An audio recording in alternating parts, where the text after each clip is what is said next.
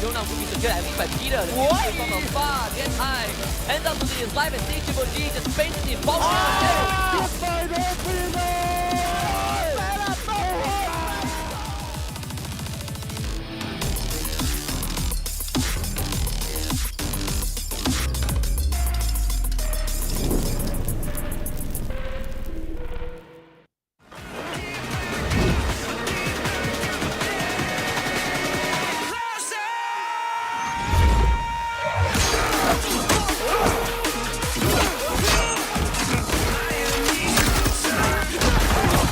Supplier! How'd you like them apples?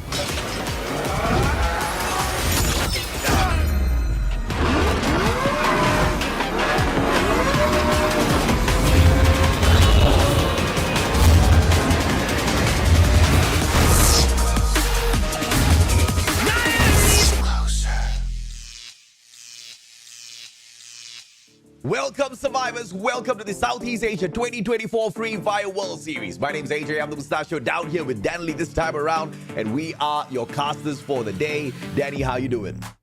Dude, super excited to see how things are going to round out for this week because we are getting so close to the final leg of the competition. Oh, yeah. Stuff's getting really intense, and I think the teams are starting to feel that fire, that fire coming in from underneath because some of these teams, they're running out of time. They've got to get those points. We've got our leaders obviously leading the pack, but the ultimate goal is making top 12. And for some of these teams, that goal is slowly falling, it's just slowly out of their reach. Oh yeah, I can absolutely agree with you, right? You've got Dewa United Apollo down in the 14th spot, and for them to get just into the 13th place is going to take them about 73 points more than Heavy, the Vietnamese squad. It's not an easy task at all. There are huge gaps between teams because we've never run a format like this before. 6 weeks of the knockout stages, 3 days of play in each and every single week. There's just way too many games, and way too many games either results in more opportunities for you to catch up, or alternatively more opportunities for some of these dominant squads to really put some distance between themselves and others, right? For example, we were just talking about this at the very start of the day. Buriram United Esports sits at the very top of the leaderboard with a 66-point lead, and they still have 6 games more to play as opposed to the teams in second and third spot, which is ridiculous at this point. It is. Now, speaking of second and third place, I just want to remind everyone as well, today we're only going to be seeing teams in Group A and C compete today.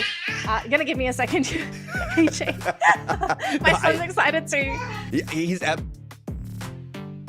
If not, Buriram can go on out there and dominate these teams once again. It seems like they did absolutely exactly that yesterday. We saw WAG setting a bombastic record, hitting 36 points. And then they came in and swooped away the record with the 37 of their own. But of course, these are the highlights from yesterday. Can they do it against Onyx Olympus? Moshi doesn't even stand a chance, and Jonah also gets taken down. Onyx Olympus are en route to take this round away. Stop goes down. Diamond with the trade. Just single player, and that one goes down as well. 14 eliminations, solid with the booyah.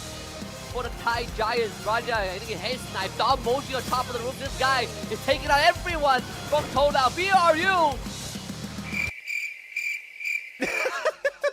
Just like, I'm not gonna high five you, man. We started with them on Bermuda, and it seems like we're gonna end with them on Bermuda. WAG to bring it back home on a high note for Vietnam. Oh yeah, 13 eliminations. They hit the booyah, they take out, and the smiles on the faces of the boys. I'll go back in. And this is the calendar. We've concluded 2 weeks already. We're currently in week 3. Today is the 7th of April, which means it's the final day of play before we take a break for Hari Raya. And then we get back into it for 3 more weeks of the knockout stages before we arrive at the final week, where only the top 12, the 12 best teams get to play their hearts out to see exactly who gets crowned the champions of the Free Fire World Series Southeast Asia 2024. And I think the question people have is, can people best the Giants, right? Because Buriram United, they are the team running with the target on their forehead. Everyone is trying to beat them. They're accumulating such a lead. And if they continue with how things are right now, their trajectory, no one will overtake them. They will accrue so many points going into the finals. And knowing Buriram, how they play, getting that point rush advantage. I say advantage because this is something that this team can absolutely capitalize on. But before that, though, we do need to talk about the point system. We are running the standard point system for Free Fire with 12 points for our team that secures the booyah, 9 for second, 8 for third. As you go down, you get less and less points. Down to 11th and 12th, where these bottom two teams, unfortunately, will not get any points at all. But we are going to also see eliminations come into play as we have for the past 3 weeks, because every elimination is going to secure your team 1 point. And AJ, we had this discussion off stream as well, how some of these teams, in particular Buriram, these high elimination teams, they are so high on the leaderboard because they're getting all the elimination points. They're not relying on placements. Oh yeah, absolutely right. And of course they are out there because they know for a fact on placements it's limited. The maximum you can walk away is 12. Eliminations on the other hand, I mean, well, you are absolutely free to pick up as many as you want. But in any case, if you do end up on a tiebreaker situation, the number of booyahs will stand to take you away for the victory. If you're tied on that as well, you look at the total eliminations, which is very important at this point of time. And clearly some teams are winning that out hands down. And if even that fails, we'll fall back to survival ranks of the final round, which can surely not fail us. Yes, and it's also going to be the most tense match for these teams as well, because your survival rank, if it comes down to that, it could just be do or die for some of these teams. So yeah, we're still just about to hit the halfway mark here for the group stage. We're already starting to see the leaderboard. We're already starting to see teams settle in. Others are still playing catch up. Others are just trying to maintain their positions. And speaking of teams, Group C and A will be the stars of the show today. They are playing their last day of points today until we conclude week number 3. Now, unfortunately for teams in Group B, they've played all their matches. So they are at the mercy of Group C and A. And as we saw on the leaderboard, we already are seeing a number of teams from Group B. They're in a pretty good position on the first half of the page, but we can absolutely see changes. Yeah, we especially with C and A. Absolutely. RRQ, Kazu, as well as PE Sports, the ones who are in the most trouble because they don't get to play, and they're pretty much in a position where they can be replaced through a lot of hustle down at the very bottom, as there's not a lot of points in terms of difference. But let's take a look at the team list that's going to be in play today. And of course, one to highlight will be CGGG. They've lost that number 2 spot already. They're going to try to hustle back up for it. They are from Thailand. And I only say the second spot because at this point of time, catching up with Buriram, who are currently in first place, seems to be nearly impossible. Nearly impossible. I think dream scenario, Buriram just bomb out all of their matches today, or they go on holiday, early holiday for Raya. CGGG get all the points, and then maybe, just maybe, that would be a case where CGGG can catch up. But it's still a 90-point differential between these two teams. So best of luck to CGGG. I think if anything, their goal is just to try and close that gap between them and Buriram as much as possible if first place is their goal. Because remember, folks, for these teams, they can compete for placements if they want to aim for that prize money. Ultimately, top 12 is the big goal because the main prize pool is going to be on that grand final weekend. So if you have to, some teams, they save strats. I'm not a fan of saving strats. AJ, I don't think you're a fan of saving strats either. Just play all out. I mean, you've got tons of weeks to play all of this out, right? You might as well just show us exactly what you have and then try to tweak it to perfection before we get it into the final week. Now, we did see, of course, what Attack All Around had to service up in terms of their stats, but here's also another team that is pretty close to them, sitting down in the 6th spot. Indostars with a 6.5 elimination average damage of 4,120, as well as a 6.0 assist. I would love to see exactly who the MVP of this squad is as well, and it's going to be none other than Ray with a 1.5 average headshot and 1.9 eliminations. Nothing much to scream about, but it has been enough to keep them in the upper half of the overall leaderboard. I mean, this is the kind of team that has shown a lot of promise in the competition thus far, and their biggest rivals, I'll have to say, is not actually Attack All Around, but their own brothers from Indonesia, the one and only Indostars. Just 1 point differential between these two teams. It could just be a battle of the Indonesians, but I think the goal for the Indonesians too is, catch up to Attack All Round, try to get that 5th place from that team. I think if anything, the Indonesians, they just want to try and break into top 5 if possible. The goal is definitely possible, especially with the rise of these two teams from Indonesia. We all know that Thailand, obviously very dominant region, but I do think Indonesia, they are slowly catching up. And with every game that these regions play against each other, it's an opportunity for the regions to learn about each other. And I think Thailand, they scrim against each other all the time. How much more can you learn from each other? But for Indonesia, they have so much knowledge that they're gaining from all of these matches. Attack All Around overall has about 34 more eliminations than EVOS Divine. You can see that depicted from the average eliminations per match that is played out there. But EVOS Divine has got a slightly better average on the teammate rescues. That might not necessarily be a good thing because those players tend to be a little bit more exposed out there on the battlefield, putting them in a very, very bad position to get into that final circle. Early of those circles within the first 3, Pocket Market can of course save your life if you have Susie, if you've got all of those coins on your side. And speaking of Susie and coins, let's take a look at the top 3 used characters for active and passive skills. Tatsuya clearly takes the cake here. He allows you to burst around the battlefield in a defensive or offensive stature, and most of the time can change the tide of that game. Yes, and then of course you also see the A124 just being able to disable those actives, especially in those very close quarter combat situations, can be extremely helpful if your team is deciding to want to rush onto somebody. But AJ, we've got to speak about some of these passives because Susie has been the star of the show. The fact that you're able to just earn extra money if you're able to get those eliminations, it's played a massive role for these teams, especially if you want to really try and play with the econ. Yeah, absolutely. But of course, because everybody will be trying to get more money, you need that extra bit of defense as well, and hence why Andrew Awaken is your most popular character out there with the extra layer of defense, and you can stack him up as long as more people within your squad bring him in as a passive character as well. And Nairi with his Ice Iron, except of course with the fact that if you do have a M82B on the opposite side, even that ice wall which is built out of iron cannot really save you. Yes.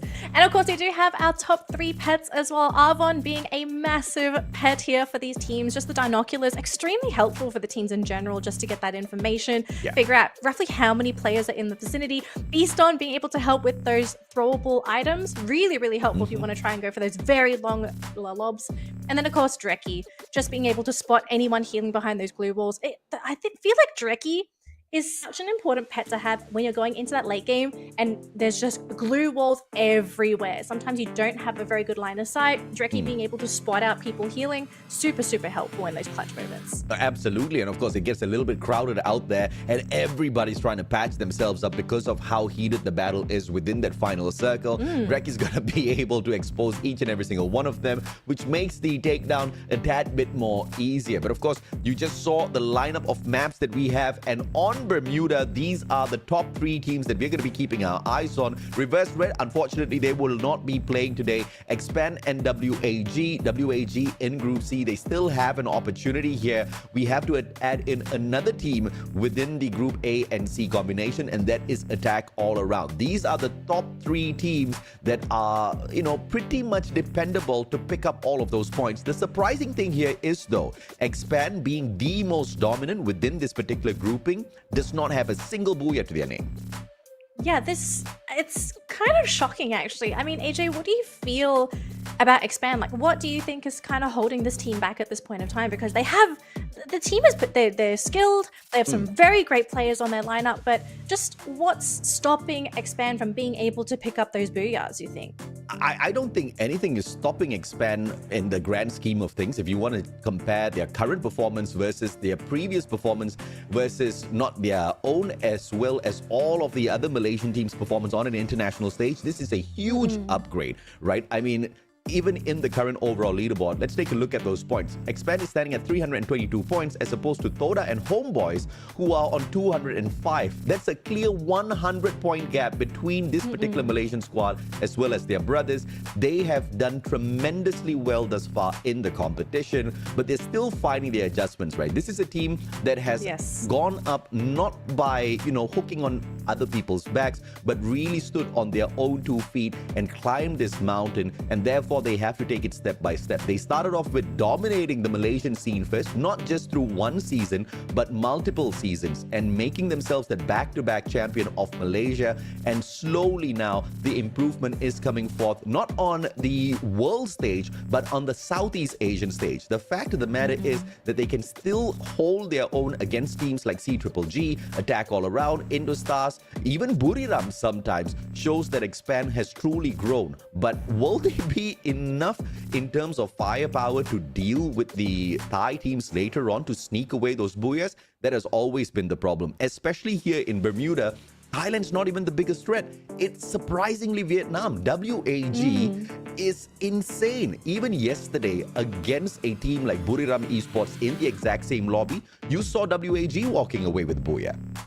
I mean, that's the reason why this team has 6 booyahs, even though they're in 9th place. It is absolutely crazy. And actually, speaking of Expand, let's talk about our bottom 3 teams, right? Because these 3 teams, unfortunately, are at the highest risk of possibly losing their top 12th placement, right? We have Heavy, who was sitting on 13. Now, the thing is, luckily for Expand and Onyx, Heavy is not playing today, so they're not going to be the ones to catch up. But there is an opportunity still for Dewa, God of Wolf, and Todak to pick up points and to close that gap between them, Expand and Onyx. So, of the remaining teams in the bottom of the bracket that are not top 12, who do you feel like has the potential to actually still break it into top 12?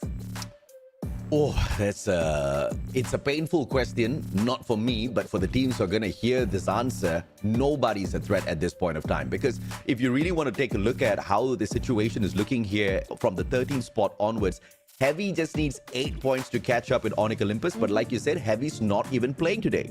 Deva United Apollo needs 82 points. The team below them, God of Wolf, needs 89 points more than the team that's sitting down in 12. So that's a whole days of play, and even great mid-tier teams cannot walk away with 80 points. So it's merely impossible at this point of time. They have to hustle, though. It's not impossible in the grand scheme of things, because we still have 3 weeks to play after today's over. All right, looks like we're going to be jumping into map number 1 here, AJ. We're going back to Bermuda, grand beginning for all of these teams, and it's time to drop in. Let's see where we're going and if we're going to be seeing any cheeky hot drops. And it looks like we're seeing a lot of teams just go in for that early drop, wanting to go for those very early drop points. At the moment, we're not really seeing any hot drops, although actually WAG and Dewa could think about this. Are they really going to fly in together? There's potential that WAG might just go out on a hunting spree. The witch hunt from WAG should be expected, because they were hot yesterday. They will continue to be hot today. As long as it's going to be on Bermuda, you can expect them to strike big, right? I mean, they started off and they ended off yesterday with 2 booyahs, right? And both of those booyahs on Bermuda. This is the best team on this particular map, as far as I'm concerned. As long as Buriram does not meet them early, there's a high chance we see that happening once again for WAG. But it seems like Toda's going to be in a little bit of trouble, as well as God of Wolf hot drops them at this point. Actually, I think it might be God of Wolf that's in trouble, because Todak, they do have a number of weapons picked up on their players so far. Noki is going to be fighting up against Dian. He's got support traps is thinking about coming in. Di Kung, though, not going to be too happy himself. Very low, 49 health. Will be able to get the recovery off, so a little bit lucky there with the health pack. And it looks like we might have a bit of a stalemate here, AJ, as these teams are trying to just continue to lose and put themselves in a better position with their inventory. Although Noki not as lucky, actually going to be downed, and his team is not near him. Yeah, this is a very peculiar position held here by Toda. They know that they are in trouble, and you can see 2 very different strategies, right? God of Wolf choosing to stick together like a pack of wolves, as they are. And Toda, on the other hand, they're swimming all around each other, pretty far from each other, trying to get good command of space within this location. But unfortunately for them, if their player does go ahead to fall, instead of picking them up, they'll have to depend on those revives, and that's a hard reset for the player. So I'm not so much in favor of the strategy Toda is holding on to. It's only, of course, going to check out if you do get all of those shots from those wide angles on those crossfire setup, right? Unfortunately, Toda's just not that dangerous. Yeah, and I think we also saw on the kill feed as well, Buriram ran into attack all around, and I did see a couple players for attack all around go down. So this is going to be a really tough matchup for that team in particular if they can't find those revives. And we all know how Buriram plays. If a team like Buriram seeks a target, they actually try and go for that killing blow. But WAG, AJ, the favorites to win on this map. They're hunting, but I think luckily for everyone else, WAG isn't really near anybody. And WAG is fairly inconsistent with most of their map plays, except Bermuda. Surprisingly, they really have nailed down this rotation. They have to be careful, though, because once again, this is not the most threatening team out there when it comes to engagements. I know that's a little surprising because they set the record at the start of the day yesterday. Massive number of eliminations, clocking in more than 35 points. But the problem is you don't see that on each and every single game. They just have to watch out because if they get targeted, they might just be in a little bit of trouble. So I think after those initial skirmishes for these teams, AJ, just going to be a little bit of a slow one here. Everyone trying to loot up and get into a better position. No aggression at all. Quite surprised that we aren't seeing any more kills on that kill feed. I actually thought maybe some of these teams would have decided to go hunting. And actually that is going to be the case here. So Expand might be WAG's next target. But the question is, has Expand seen WAG yet? It seems like they may have because they are continuing to run away. But we're also chasing that circle as well. So it looks like WAG, they will be able to find themselves a really good position in that circle. And we are back to a peace treaty. Although, hang on a minute. No peace treaty anymore. Todak is... Okay, who is chasing who? Is it God of Wolf chasing Todak or the other way around? It seems like maybe God of Wolf are the ones looking to actually go for the killing blow on Todak. I believe though that's the ones who are trigger happy in this situation and they are desperate for points. So hot dropping God of Wolf might have just been a solid strategy from Toda because they are right below them, right? 14 points behind God of Wolf. If they want to replace them in the 15th spot, God of Wolf should not be able to pick up any points. So, you know, technically speaking, that strategy does check out. The only problem here is, do they have enough firepower and the skills to execute God of Wolf the moment they see them? At this point of time, just doesn't seem to be the case. Even with Noki on that hard reset, it seems like Toda just needs to slow the pace down a little bit, and they're doing well. We've seen a couple of instances where they have taken shots when it was absolutely not required. But in this particular scenario, the only mistake was the use of the the Homer earlier, which is a little bit of a waste. But apart from that, no further engagements from Toda. So I guess they'll stay alive for a little bit more.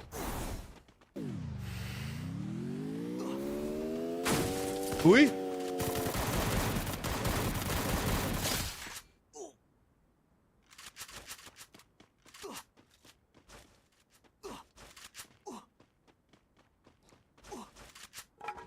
In yes, then they know what position they're going to be coming in when they do try to find that safe zone in the circle. That is correct. Team Expand circling on in, and the skirmish between them and WAG is about to break out. Flash on the other hand, Onyx out of nowhere, two Indonesian teams pummeling down on Team Flash at the same time. Flash can't run away. They move on to the right. Onyx will take them out, but a fantastic use of the portal goal to cut straight through both Indonesian teams, leaving Yanbin as the target, as the bait, and the rest of Team Flash, they get away. A sneaky play coming on through, and this might have just been the perfect move from Flash because it could just bait them in to go in to engage with Onyx instead of for the chase against them. Oh, this is not going to be looking too good for all of our Indonesian fans because it's not good to see your own region going up against one another. EVOS, though, is going to be having an absolute heyday trying to chase down Onyx, but they can't quite get the angle. EVOS going to be sticking to the side of the cliff here. We do catch a glimpse of Buriram. We don't quite know how close they are to this skirmish, but if they're close enough, I think they actually might hear the gunshots. And, you know, Buriram, they're going to be wherever those gunshots will be.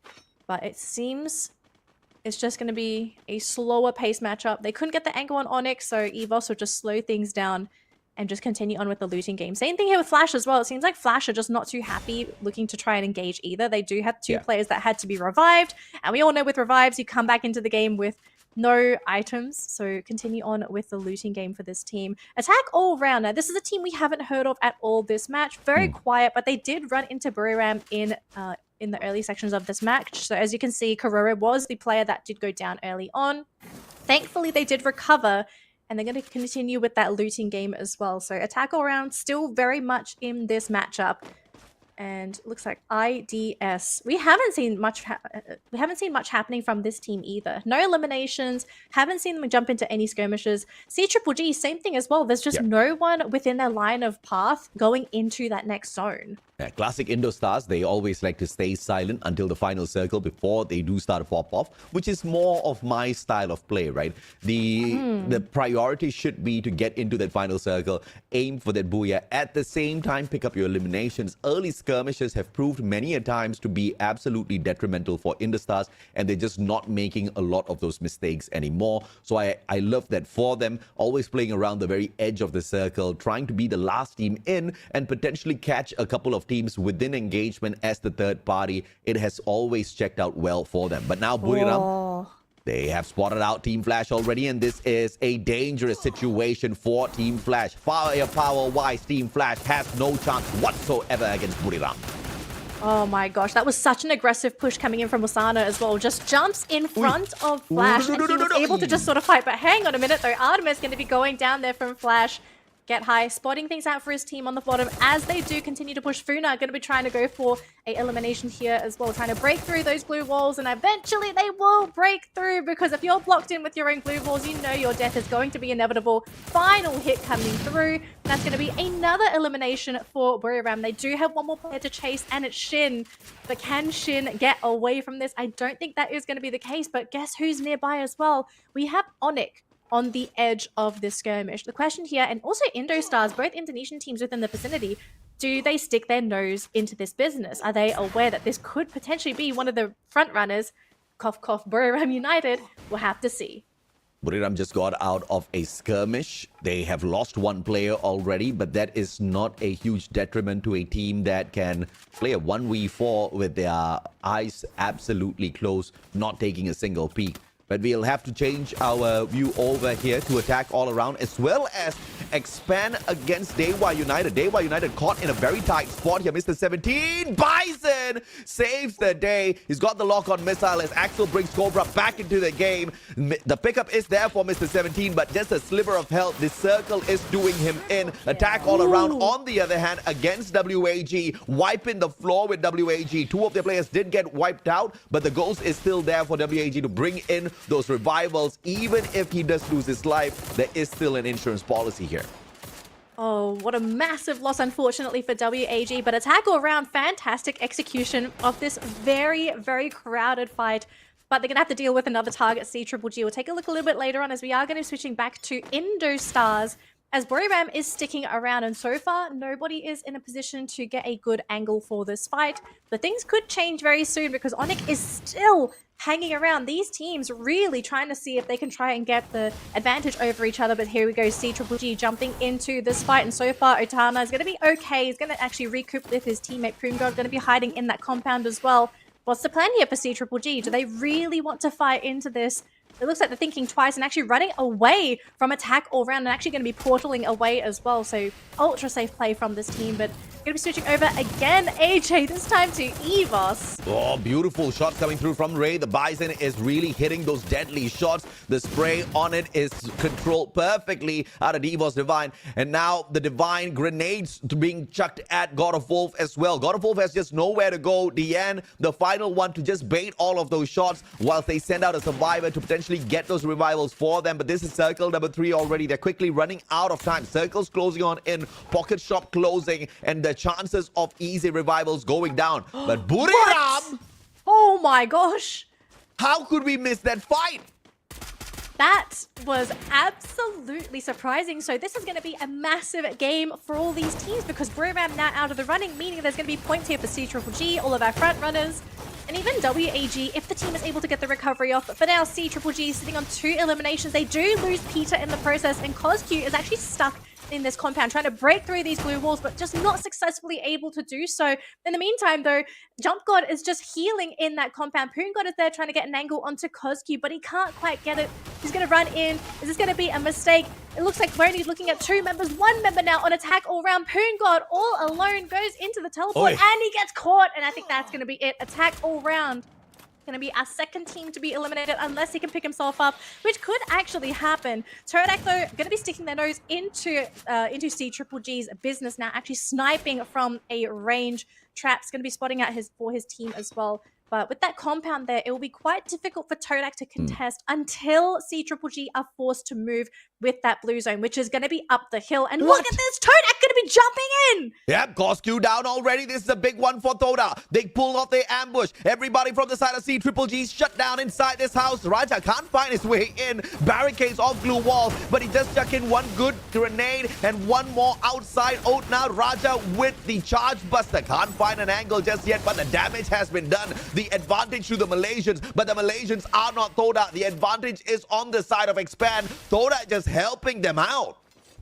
Oh my goodness. Dewa going to be ending the round in 11th place as well, unfortunately. But I have to say, though, Todak, extremely brave play. But they have pushed C-Triple-G into a very awkward corner because they're out in the blue zone. They don't have an easy way into that circle. But it looks like it's time for everybody to move. And with the circle being up the hill here on Mill, it's going to be a task for these teams on the bottom of the hill to even find a safe place when they get up here. The teams already camping on top of this hill have a massive advantage in the competition. Expand going to be ending the round in 11th place. I think we're going to see some of these teams drop like flies now, AJ. Oh, yeah, absolutely. WAG is still in here, but there's no revivals just yet. So hoping for them to pull away a Booyah now, just went down the drain as well with Expand out. This is just insanity. C-Triple-G could potentially stand a chance to pull off the Booyah out of nowhere, but there's just no way. There's just no way for them to hit that revive. Jeez, yeah, this is the thing. If your team relies on the revives and you don't have any way to actually reach the vending machine or get any kind of revive, it really sets you back. And with 8 teams left in the competition, AJ, it's going to be a task to even get to the vending machine in this fight. But so far, teams are everywhere. It looks like Raz on the rooftop spotting out for Indostars. Actually going to leave it as well. Too scared to lose his life as he now realizes it's do or die for all of these teams.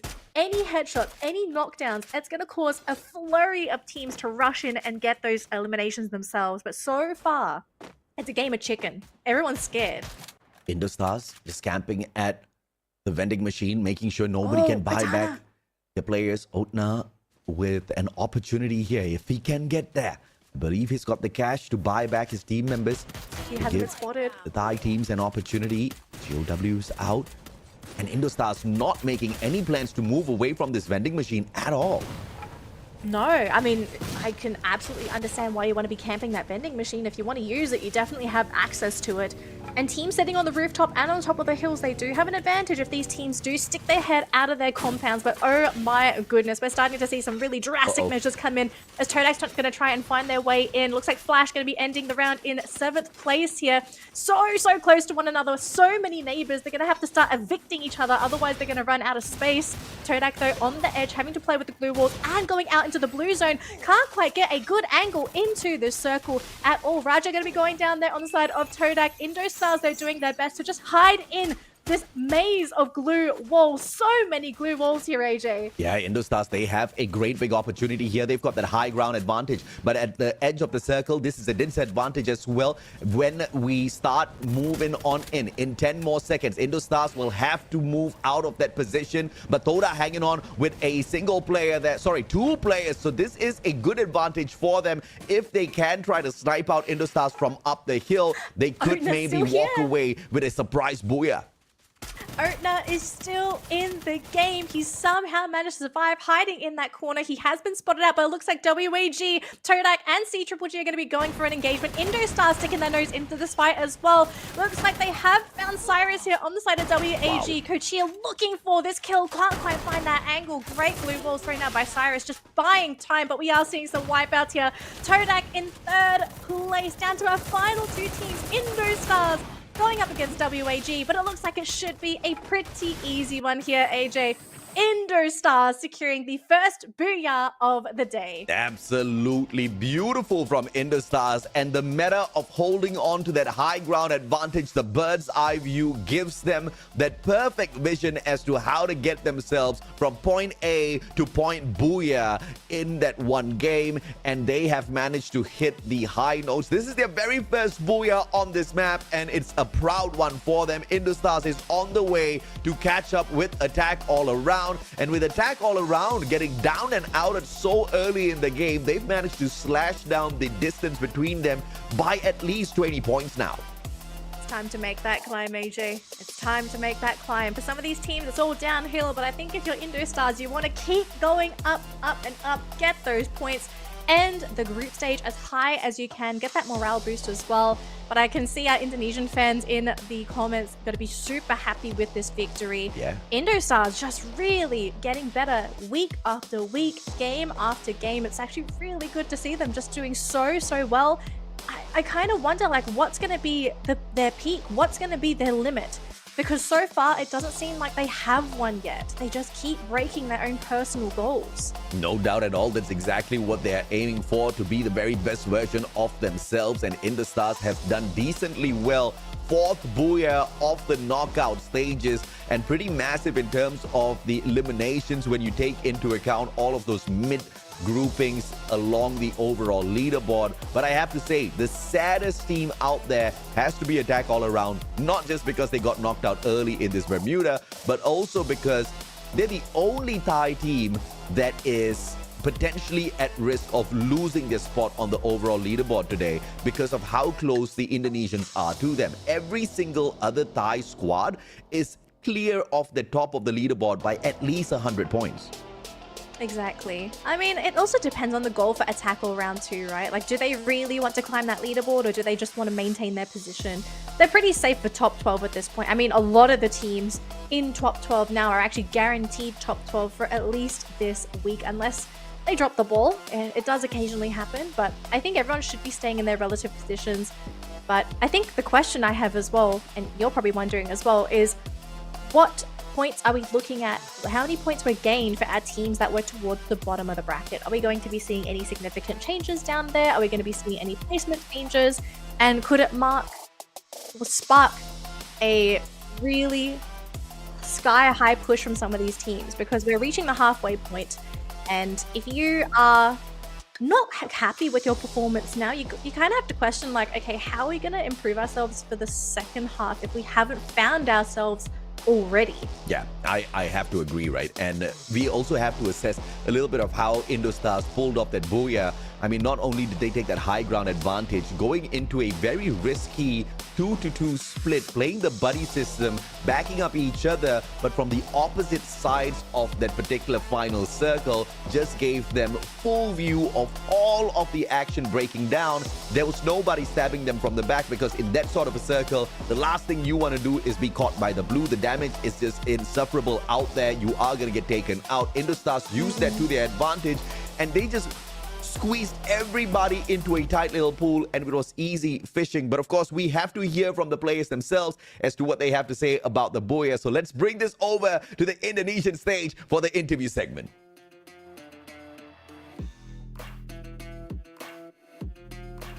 Booyah for Indostars!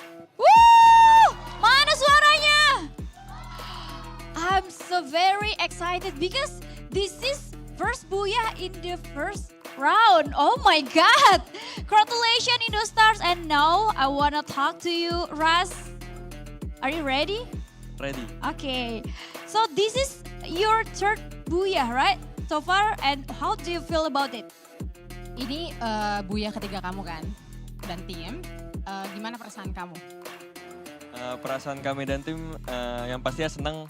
Terus tinggal nanti lanjutin lagi 5 match gimana, bakal bisa konsisten apa enggak. Tapi kami yakin pasti bisa konsisten. We are extremely ecstatic and we hope that we can be consistent for the next matches. Okay. Which team is the most bothering so far? Tim mana yang paling nyebelin atau mengganggu jauh ini? Nggak ada sih, sama semua. Nggak ada yang ganggu, sama rata. None of the team is really bothering the Indostar. Okay. After this match, are you sure you can give a better performance today? Setelah match tadi, kamu yakin gak kamu bisa ngasih performance yang lebih baik di match selanjutnya? Yakin 100%.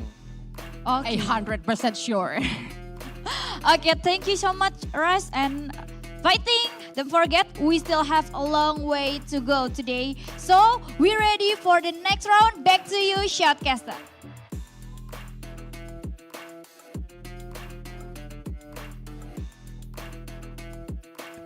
They are very happy with the Booyah. I would have assumed she would have figured that out, that they would be very happy with the Booyah. I mean, I'm waiting for someone to say like, I'm not happy with that, but yeah, we could have totally played that better. I mean, it's probably happened in the past, but I know the Indonesian fans and even the Indonesian teams in general got to be super happy with that, to see that Indonesia is able to play at such a high level. And it's not a case of it just being a fluke. Like, the team genuinely played very, very well.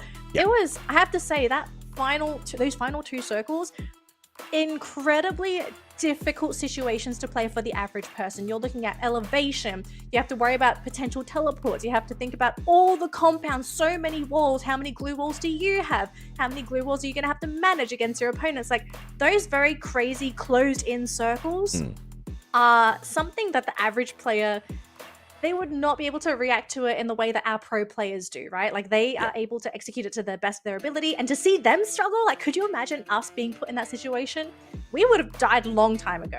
The fact that Homer can be bought from the shop just makes me think that Raz is just going on an all-out Homer experience out there, right? I mean, he's bringing in the active Homer, probably just buying Homer out from the shop as well, and just tagging everybody down, slowing them down in all of their pace, allowing his partners, 18DA as well as Liam, to get all of those eliminations through for the squad. Indostars are not the most aggressive team out there. They are not the highest hitters when it comes to the eliminations, but this time around, this game was very different because your big life rippers got taken out of the equation very, very early on. You didn't see Buriram, you didn't see teams like CGGG in that final circle doing the damage because they were already hurt and downed and out. Indostars, on the other hand, they managed to sweep everything away.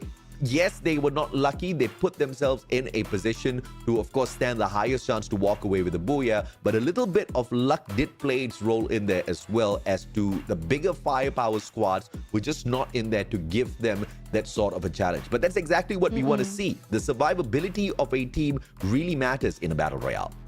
Yes, absolutely. And that matchup as well, it wasn't a case of just one team dominating too. Like, we saw with those eliminations, on average, teams are looking at 3 eliminations per player. We weren't looking at anyone hogging the kills with like 7, 8 to their name. So it just goes to show how chaotic that late game was, especially with teams just trying to scramble to get into positions. I mean, the guns speak for themselves as well. The fact that you're so close to each other, any kind of AoE is really going to pay off for you. And that I have to agree. Of course, the top 3 weapons, the Bison, Trogon, and Charge Buster, very few of those Woodpeckers managed to walk away with those eliminations this time around. It was mostly CQC, and you can thank the fantastic use of the Portal Go this time around. We saw a multiple crossovers of Portal Goes earlier in that second and final circle. It was insane to see how it's being abused out there on the battlefield. And the points kind of tell a good story here, right? This is not a very heavy skirmish round.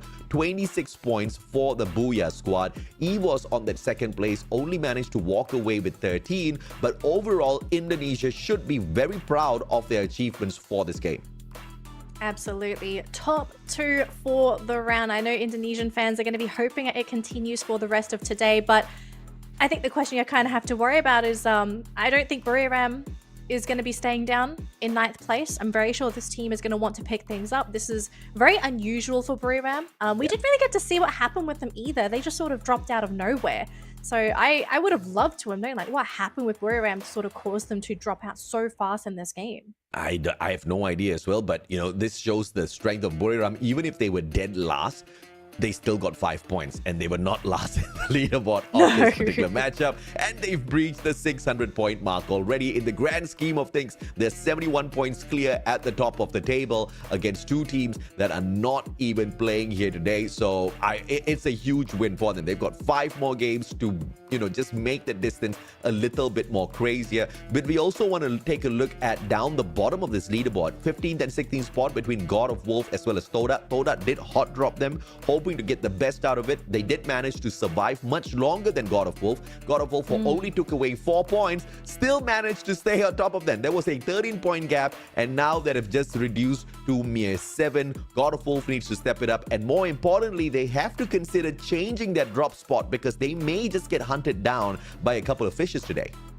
Yeah, oh gosh, this is just such a difficult match. A difficult day, I guess. A slow start for God of Wolf. Really got to figure out how to get those points in. But we do have to talk about some of the other teams as well, right? The closing of that gap. Like, we do get a couple points picked up onto Diwa. Onyx just doing Onyx things, also picking up points themselves. So just keeping them out of reach of Diwa. I was kind of hoping we'd maybe see some kind of gap close for this top 12, but it might not end up being the case, I guess, since the gaps between these two teams is just so big. Although there is a very good chance that we could actually see Attack All Round lose their place, right? Because Indostars, they're now at 388 to 401. One good round or one bad round could absolutely mark a change for these two teams. I don't want to count out EVOS though. I do think EVOS is in a really good place to potentially catch up too. They've just got to try and find their footing and kind of hope that they also slow down Attack All Round and Indostars. Between the 6th and the 12th position, you are going to see those teams and the nameplates continuously change spots because of how close the teams are to each other. They are very, very close. From PE Sports to Onyx Olympus, well, they are tied at 315. But before we continue the overall leaderboard breakdown, these are the top 3 teams that we have to look out for. Stalwart, Buriram, as well as Attack All Around. And obviously, a couple of those teams are not playing in here today. So the main focus is going to be on Buriram, Attack All Around, as well as Onyx Olympus. These are the 3 strongest teams, with Attack All Around already securing 2 of those booyahs thus far. Buriram has 1, and they are the most dominant team on Purgatory. And after getting kicked out of that lobby in Bermuda so early on, I expect retaliation from the 2-time world champs. I kind of hope so as well, but I'm kind of wondering, our teams may be thinking about hunting down Buriram because we've already had 3 weeks of play, and it's like, why not? Maybe experiment for the final day for Week 3. It's still got 3 more weeks to go. Just put the pedal to the metal, see how we go. But I think this is going to be a big round for Attack All Round. They want to try and keep that gap between them and Indostars. And if there's going to be a round to do it, it's got to be this one. Well, if any teams do go ahead to take that hot drop against Buriram, we will be able to explain to people exactly why you do not poke the hornet's nest. So let's see if or not we can bring that topic up later on. The flight path once again is going to be skewed, this time over towards the right-hand side, making places like Mount Villa, Quarry, as well as Marble Works a tad bit difficult to reach out to, but not impossible, forcing potentially skirmishes over at Brasilia and Crossroads. The hot drops are not going to be a thing here for CGGG, who are choosing to dominate 3 different locations of this map. Lumbermill, campsite, as well as a little bit towards the drop site of Forge. And that's exactly where Toda is. One more needs to be a tad bit careful here. Yes, very, very risky play, but high risk, high reward if that's able to execute. So CGGG, I think once they realize no one's there, got to be so happy getting all that free loot.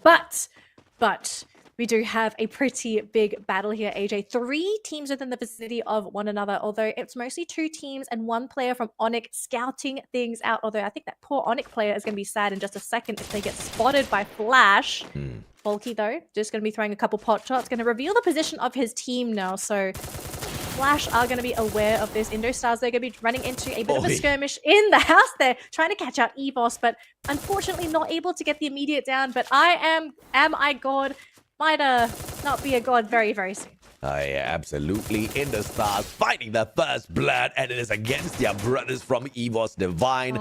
Little unfortunate if you're an EVOS Divine fan, but check this out. Expand trying to crash the party here. A potential three-way fight between Expand and the two Indonesian squads. It could also potentially open up a window of opportunity for EVOS Divine to find a little bit of recovery, maybe bait Expand in for a battle, and then they back away for the revival. Now, a couple of binoculars here. Onyx did manage to scan out one player from the side of Flash, and that's by Gardu, because he is stuck in a very sticky situation here. Try to see if or not there are any opponents in front of him. Spots out there's just one and takes a chance against it. But 18D of finding X-Roy just means that Expand cannot fully commit to the battle against the Indonesians as well. And the battle continues here, AJ, because we do have Flash down to 2 players. It's just Shin and Yabin, and both of these players, if they can, they want to split up. They want someone to try and get the revive for the team. But it's going to be so hard with attack all round on their tail. They are hunting. They are looking for eliminations. Speaking of eliminations, though, Indostar is going to be chasing down Expand, eliminating Cobra. And actually, it looks like Flash were able to get Kororo there. Crime going down as well to Indostars. Kororo being finished off there by Flash. We have 2 team fights happening back to back, and it looks like Indostars are going to be our elimination leaders with 4 eliminations. Fantastic start for this team, especially after getting our first booyah today. Team Flash and a 1v2 Yanbin. Bison just couldn't help him get that knock. Shin, though, running away for his dear life. The portal go had already been used earlier on by this guy just to get away from that sticky situation, and therefore I believe he's all out of options. Just need to run away on foot and hope and pray there's another team right in front of him that gets baited into a battle to stop his pursuers, and he gets to go on a revival spree. Axel, on the other hand, going to be caught out by Leem. XM8, more than enough to shut down Axel. Expand loses yet another player. What a crushing blow to the Malaysian squad so early in this purgatory match. So unfortunate, but they are able to get some revives off, so it looks like X-Ray is going to be bringing the team back in one by one. But switching on over here to CGGG, one more running into Dewa, although I do believe it's just him by himself, so very ballsy player, going to be scouting out for the team, but it looks like his teammates are going to be joining the fray very shortly. So if Dewa do decide to turn around and engage into one more, we could be seeing some eliminations very soon, but it looks like... Are they sticking around? They're thinking about it. In the meantime, though, EVOS going to be trying to go and skirmish here. Poor AimGod, though, yet again, he actually got eliminated very early on, is able to actually win that very close battle, but will finally get taken down. His teammates, though, are gone. They've just left him. They're using him as vision, as bait, but Ray... gonna try and go onto WAG. The team is there. They got their teammate flying in as well, AimGod. He won't have any items, and he might actually end up being bait for the team. So if WAG do try to snipe him down, maybe that's when EVOS decide to go. He's got a sort of really solid gun in his hand. The AWM. Oh, wait. And probably his WAG, just with a better defensive spot, the portal goes going to be used to cut down the distance. And a great reposition by ABAX. The Woodpecker straight to the head. Goes down already. WAG possibly crushed here. With Dolphin the only survivor, trying his best to patch himself up. And it looks like EVOS Divine will find him, and WAG make an early exit from Purgatory. Oh, so unfortunate for WAG. No placement points at all. This is going to be a pretty devastating round for this team, especially since they are a top performer. Dewa, though, in the meantime, not going to be too happy themselves as CGGG, Kozq feasting on this team, getting all the eliminations. I believe we've got one more player left here for Dewa, but this team is on the brink of elimination. If he could somehow dodge, that would be amazing. But Virus being caught out by Peter. And I think this might almost be it for Dewa. Just absolutely crippled for this early game. I'm not 100% sure how their mid game is going to look, but it looks like Broram, though, get high, going absolutely crazy in this team fight, trying to go for an elimination. Funa rushing forward for the team. They do still have vision of X-Ray. They know where he is. They're ready to jump on him as well. Wasana needs to be picked up on the ground, waiting for his team. And actually, Moshi's going to be caught down as well. So Get High and Funa are going to have to try and turn this around if possible, but they will get the pickup. And it should be fine here for Buriram. Yeah, good counter by Buriram. Expand just did not have the right number of players in there for that battle at the same time. Buriram sticking together and annihilating Expand's chances from... And Day finishes off the chances totally. Expand out in 11th. 2 back-to-back game now that the Malaysian champs have been struggling with. And it looks like Onyx is going to be ending the round in 10th place as well. Gardu trying to just be that last hope for the team. Unfortunately, not in a great place. to try and bring the team back into the fold. So we're now down to our top 9 teams in this round, AJ, and so far our top performers are still in the game, trying to grab some of those points. At the moment, though, we're just going to be watching Todak's point of view. We do have a couple teams in the vicinity, though, CGGG and Flash. And obviously, we know CGGG is the major threat for both of these teams in this battle. The question is, what's the pathing going to be for CGGG? Do they continue to go around the outside, or are they going to be jumping into the compound? I actually think they do jump into Todak. We're not seeing this point of view, but CGGG looking to just try and get those free eliminations, and unless Todak have a way to get out of this, this might just be a team elimination. This might just be 2 times in a row that Todak does better than Expand. Indostars? Great place by Todak to keep CGGG at bay. And one more, 2,100 coins in hand. Looks like he's going to buy back the whole squad. He's going to have to, but that was absolutely insane. We had CGGG going in for the skirmish against Todak, but Indostars coming out of nowhere to finish off that fight and even send CGGG out. I think that's going to be a major play for this round, because now all of a sudden, a lot of the players for CGGG will not have sufficient inventories, and that's going to make it so hard, especially going into this late game. And AJ, I don't know what's happening. I need to know what Indostars is drinking today, because they are on fire, and it's only game number 2. It's game number 2, and probably a repeat for the final 4 games later on as well. What a shot with an RGS 15. Virus goes down as well. My goodness, this is a different level right now from EVOS Divine. Portal go used to get to the other side as well, and this time Team Flash will pose to be the problem that Divine needs to solve. I don't know if they have the solution for this, because unfortunately for Flash, the team has just been constantly reviving. Deadwork is going to be eliminated in 8th place while this fight is happening. Flash going to try and get that angle onto EVOS. They haven't quite gotten the elimination though, but they did chip away at the health bar. But looks like Shin, first player to go down up against Abax. This might be problematic, unfortunately, because once you start losing players, the numbers disadvantage is really going to start to kick in. Although Ray is down for EVOS, they're going to have to try and consider, do they want to go for the pickup or not? Artemis all alone right next to EVOS. We do have Abax actually portaling out, trying to go for the hits onto Artemis. No clear shots, but looks like EVOS, they are down 2 players, and AimGod almost getting caught there by Yanbin. Thankfully, he is going to be able to dodge out of there, but he will have to think about this. Is he going to make that turn? He doesn't get the immediate headshot. They're going to try and go for the battle, but it's going to be Yanbin that wins the 1v1. Beautiful stuff out of Flash to just hold their own against EVOS Divine. But it doesn't matter how long you hold on to your hats here, because here comes Buriram as well to stick their noses in where it just doesn't belong, because retaliation is needed after the early exit from Bermuda. Do they pick up the point? They start things off against Yanbin himself, who was securing the eliminations for the side of Flash. 1 down, a couple of more to go, and Funa is not waiting for the rest of his team members to arrive. He just wants to sweep up everything on his own. Oh gosh, this is going to be massive here, AJ, as Buriram cleaning up Flash. There's nowhere to go. Volley just hiding behind this glue wall, praying that Funa lets him survive. But yeah, Funa, boom, straight to the head. 8 eliminations for Buriram. This team, I don't know what's happened in the first round, but they have definitely woken up for round number 2.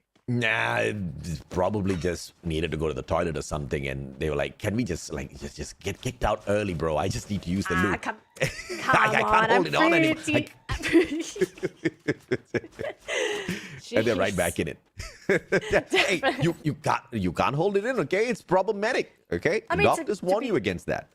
I understand. I can't think when I need to go to the bathroom either. So we do see our next circle. And at the moment, we are only seeing 1 team camped out in the middle, right? We've got Attack all round camped in very nicely in the field. Indostars going to be coming in towards that top right section. But at the moment, no team is in a position to go for any kind of gatekeeping. It's more likely going to be these teams wrestling each other, trying to get into this circle. And look at that, Funa. G'day, mate. Going back home, see you next round. All I know is there are still 3 teams from Thailand, and there are only 3 teams from Thailand playing today. They're all surviving. 1 Indonesian squad right in front of Buriram United, and it looks like Indostars in a lot of trouble because retaliation is needed from the 2-time world champs. And Lim eats up a fantastic one, and that is the power of Buriram. Here comes the Riptide Rhythm as well. 18-year, yet another glue wall right in front of him. Backs away, assault rifle in hand, and buys himself a few seconds. He's the bait for the squad to allow the other two players to survive. Oh, 18 Dia being chased by an entire team of Broram. He does finally go down, but it did create an opportunity for Indostars to get some of their survivors out of that fray. But hang on a minute, though. Doesn't matter anyway. Kachil has been pursued. Funa almost getting the elimination of Indostars.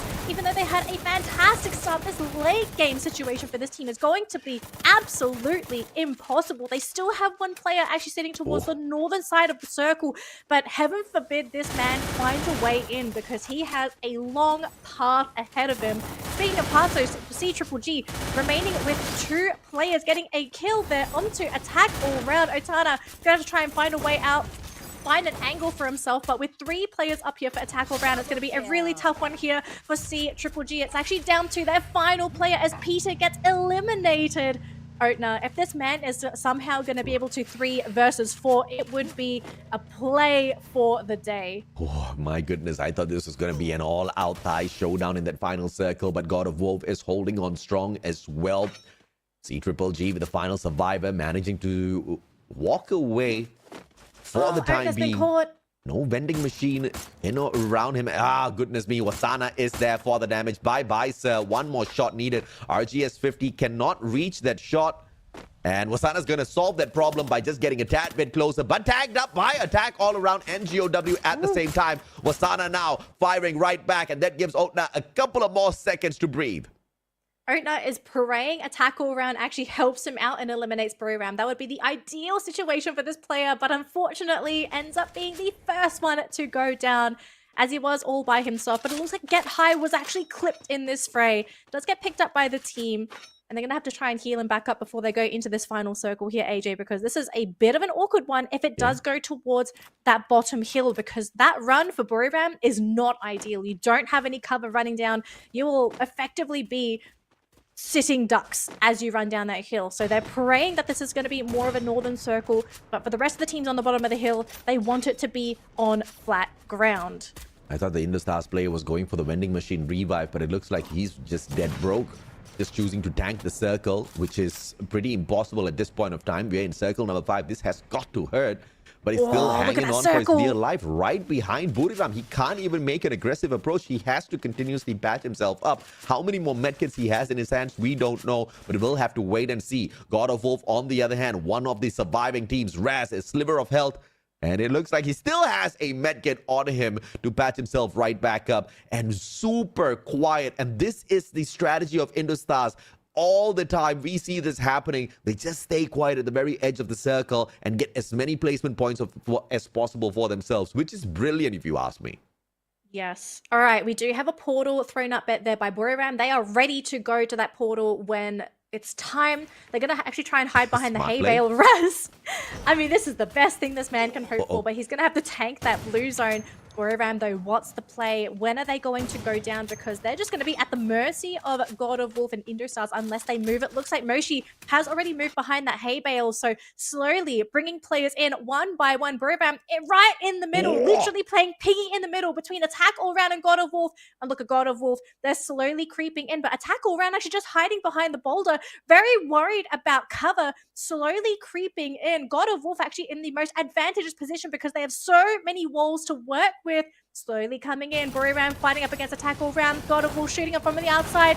I think time is running out here, AJ, for some of these teams. Yeah, 10 glue wall melters right in front of Buriram, forcing them to get out of the defense, and that puts them in a sticky situation. They can't rush on out just like that, and Attack All Around takes good advantage. But Get High gets right back up. Unfortunately, couldn't do much from that. Moshi, M82B still barricaded behind his glue walls. Nobody else attacking the team of Attack All Around just yet. God of Wolf just waiting for their opportune moment. And now is the time. They have to swoop on in for the attack, but Isa's down. They have to patch himself right back up, and this gives Attack All Around a good advantage. It's not over yet here, AJ. It's 2 versus 3. Attack All Round can absolutely turn things around if God of Wolf miss some critical shots. So far, they are slowly taking out Volky, and that's going to be it. That's it. Booyah. Going to be going to God of Wolf. Massive booyah for this team as well, because we spoke before this game, this team needed to get points. And this was the match where they needed to get those points. Yeah, if Husky was here, he'd be losing his mind. He loves it every time a Vietnamese squad gets the booyah. We get to see Yun Sol's face and her beautiful questions that she throws to these boys. I have never seen someone think as quick as that lady on her feet. I mean, she's asking those questions. She's coining them in her head. She's watching those matches. She's not just sitting behind, just eating some sweets. She's absolutely tuned in to the Free Fire World Series Southeast Asia. And she's passionate about Vietnam reaching up to the top. And God of Wolf has just brought the camera right back so that we can see her magic. But of course, let's talk about the magic that worked against Buriram. They took the portal goal. They wanted to make a great entrance and they moved straight into the middle of the circle. And that proved to be the worst mistake that they could make.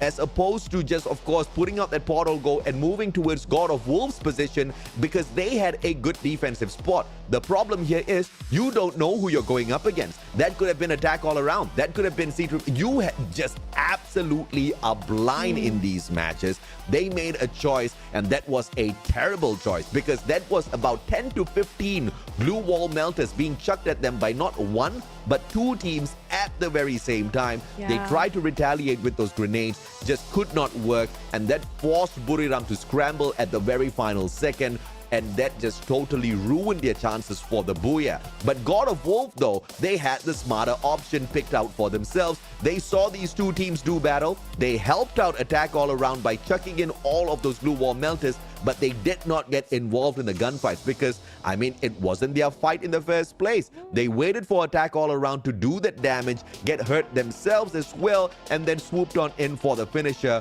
Brilliant IQ play from the Vietnamese squad.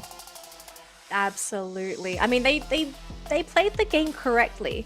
Now, I think in the case of Buriram, I think there are multiple thought processes we can kind of look at, right? Because it was a really tough choice on deciding where you wanted to throw the portal. And obviously the correct decision would have been actually to go onto God of Wolf because of their compound. But I wonder, and this might be an unpopular opinion, but I kind of wonder if Buriram, they decided to go in the center because they believed that they would have been able to take on both teams. Because mechanically, Buriram outscale a lot of these teams in their skirmishes, especially in the late game skirmishes when you start looking at CQC. So maybe they thought, okay, we can quickly eliminate one team and then we're going to deal with the other. Because that skirmish in the late game, I kind of felt like it took a little bit too long. We're so used to seeing Buriram be able to sweep teams in a matter of seconds. Yep. It took way too long. And then all of a sudden, it just created a perfect opportunity for God of Wolf to just sort of come in from the outside and be like, hey, we're coming in from the back. This game is ours. The only thing that I can think of is, first of all, that was definitely a mistake in decision making. But second of all, was that a detriment to the team? I think not, because that mistake was made so early in the competition and it's being made in the knockout stage of the Free Fire World Series Southeast Asia, not the world stage in itself. And because of the RNG that is produced in a game of Battle Royale, making this mistake this early just shows that Buriram is not going to be making that mistake again. This is not a team that does the same nonsense twice in a row, right? They will never ever make that, which makes them even more stronger. But the highlight of our day, let's bring the camera over to Yun Sol and hear her beautiful questions with the boys. Hello everybody, welcome to our Vietnamese Booyah interview after the match. Right next to me is God of Wolf Diane. Can you say hello to the audience please? Xin chào Diane, thì bạn có thể gửi lời chào đến các bạn khán giả được không ạ? Hello mọi người. Rùng quá hả? Dạ không. Hi everyone. Then first of all, congratulations on your first Booyah in the match today. Then just a simple questions. How do you feel right now? Thì chúng ta mở đầu câu phỏng vấn bằng một câu hỏi rất là đơn giản nha. Thì bạn đang cảm thấy như thế nào ạ? Dạ em thấy nó cũng bình thường, có gì đâu. Lúc nào được Booyah cũng bình thường như thế này luôn hả? Đúng rồi. Ok, thì mình cũng xin được chúc mừng Diane cũng như đồng đội của mình đã lấy được chiếc Booyah ngày hôm nay nha. Then he felt, after the Booyah he felt normal. Normally after every Booyah scenes. This is the second time God of Wolf received the Booyah I remember, but he always feel really normal, I don't know why. And then, how would you rate your performance of your teammates today? Thì không biết là hôm nay Diane sẽ chấm bao nhiêu điểm cho cái phần trình diễn của đồng đội mình nhỉ? Dạ tại vì mới bắn có 2 game mà cho nên là chưa chấm điểm được, chắc phải đợi 6 game sau. So currently he cannot rate the performance right now because it's just only 2 games. maybe after 6 games, he might figure it out how many points he will give to his teammate. Moving on our next questions. How does Diane feel about the intensity of the match today, especially when you're having a fight with Buram and attack all around? Thì không biết là hôm nay Diane đang cảm thấy như thế nào về cái sức nhiệt khi mà mình đang phải chống lại hai đội là Buram và attack all around. Khi mình nhớ là lúc đấy God of War đứng cho mình một cái vị trí rất là đẹp á, thì cái pha đó mọi người tính là sẽ xử lý như thế nào? Dạ, pha đó thì cứ bình tĩnh mà bắn thôi, tại vì vào đó đâu có biết là đội nào đâu, cứ xử lý thôi. He felt like just every normal team, all of the things that he have to do is just stay there, keep calm, and then waiting for the right opportunity, and then they just jump right in and having a fight with all of the team because he doesn't know any of the team in it. Then in the last combat, I remember there was two person who was being knocked out by attack all around. Were you afraid you're gonna lose the combat? Thì mình nhớ là đến cái pha khúc cuối, lúc đấy là God of War trong đó có 2 người bị hạ, thì mọi người có sợ là cái tình thế lúc đó nó sẽ bị lật lại không? Dạ không, em tự tin mà em làm được. Bạn có nhớ cái pha cuối là đây là nữ băng một cái ghế rất là để bắn cái tim không? Dạ em quăng trái lũ chết 2 người. Có một cái mình rất là thắc mắc là tại sao đây luôn quăng nét rất là chuẩn, không biết là bạn đã luyện tập bao lâu và như thế nào vậy ạ? Dạ em ném theo cảm tính thôi, trúng không trúng thôi. So in the last performance, Diane isn't afraid of all that he gonna lose the combat because he's really confident about his playstyle. And I've also asked him like, how does he train himself to use the dynamite really good? He just throw it out like his favorite thing to do. So it doesn't make any sense that if he practices or not. Then thank you so much for your interview with me today. Then we'll see you later on.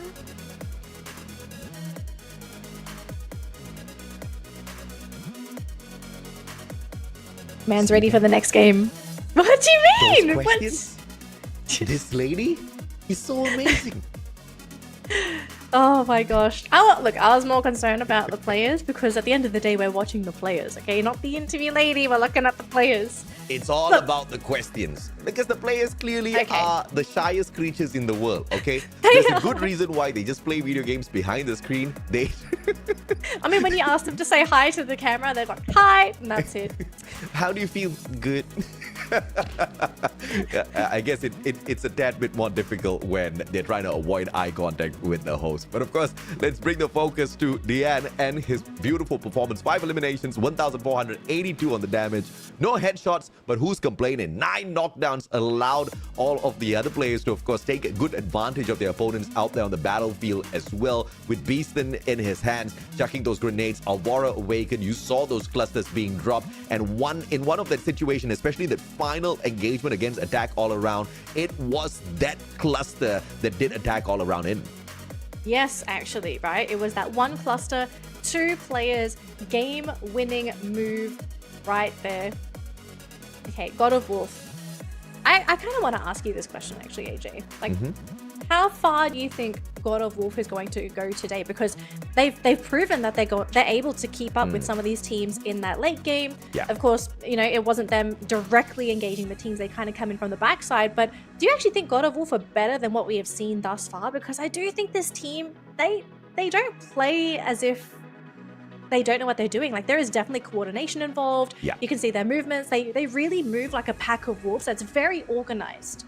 Like, what do you think about God of Wolf as a team? I think God of Wolf definitely stands a good chance to continue performing well. This is not their best map. Their best map is Alpine, and guess what? It's coming up right after this. Their third best map is Kalahari. I say third instead of second because second best is exactly what we just witnessed at Purgatory. So there's a high chance we get to see some back-to-back performance here. And we did also mention earlier on that they were about 70 points behind, catching up with the position right in front of them that is against Heavy in the 13th spot. And they've now just cut that down to around 50. So fantastic for them. That's obviously going to pump up their adrenaline a tad bit, but they just have to make sure they don't allow all of that adrenaline to get to their heads as well, because that can force out some unforced errors that we don't want to see. Yeah, I think there is going to be an opportunity for the teams to sort of come down from that Cloud9 as well, because we are going to go go for a bit of a break later on, just to give everyone sort of 5 minutes, maybe speak to their coaches, especially for the teams that haven't been doing well today. You're definitely going to want to have that moment to sort of recoup and think like, okay, what's happened today? What do we need to fix? And what's our goal for today? Like, I think the teams, I'm not sure about you, AJ, but I kind of feel like some of these teams, and I think we saw in some of the interviews when they were asked about their expectations for points for the day. Yep. Some of these teams are sort of just coming in and getting their points. They haven't set themselves a goal. How important do you actually feel it is for a team to come into a tournament day and to have at least a soft goal for your performance that day? I think it depends on who the team is, right? Because you really have to acknowledge where you stand in the overall grand scheme of things. And before we go there, though, props to God of Wolf. I mean, equalizing points with the two-time world champs Buriram on this map is very, very admirable.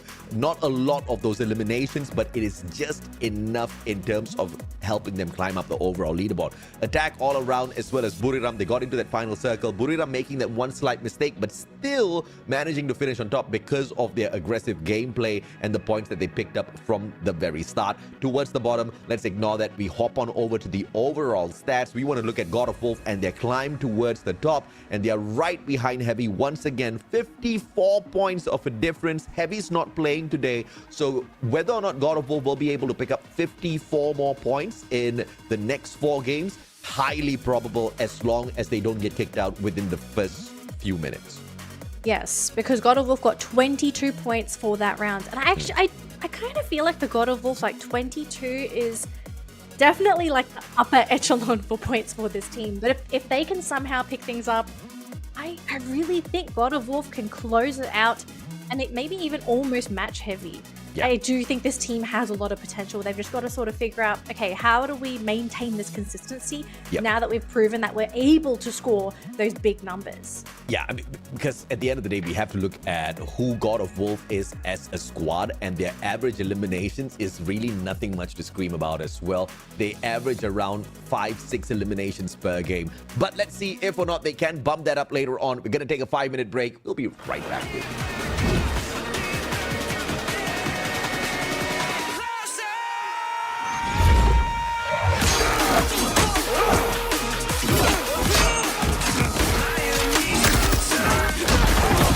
Supplier! How'd you like them apples?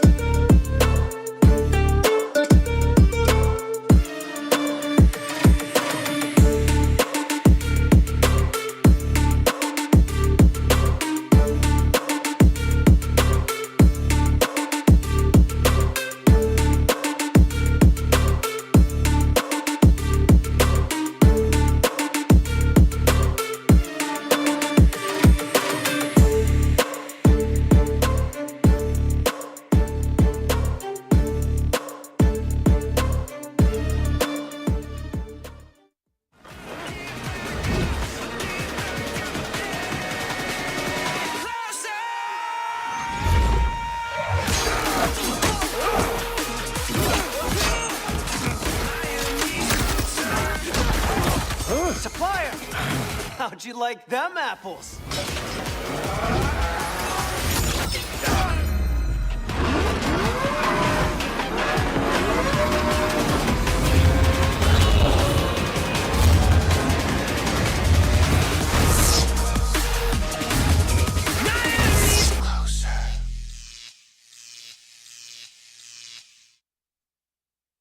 Welcome back, everyone, to the Free Fire World Series Southeast Asia 2024. We've completed our first 2 games of the day, meaning we have 4 more to go, and so far, Booyahs have not gone to our top dogs.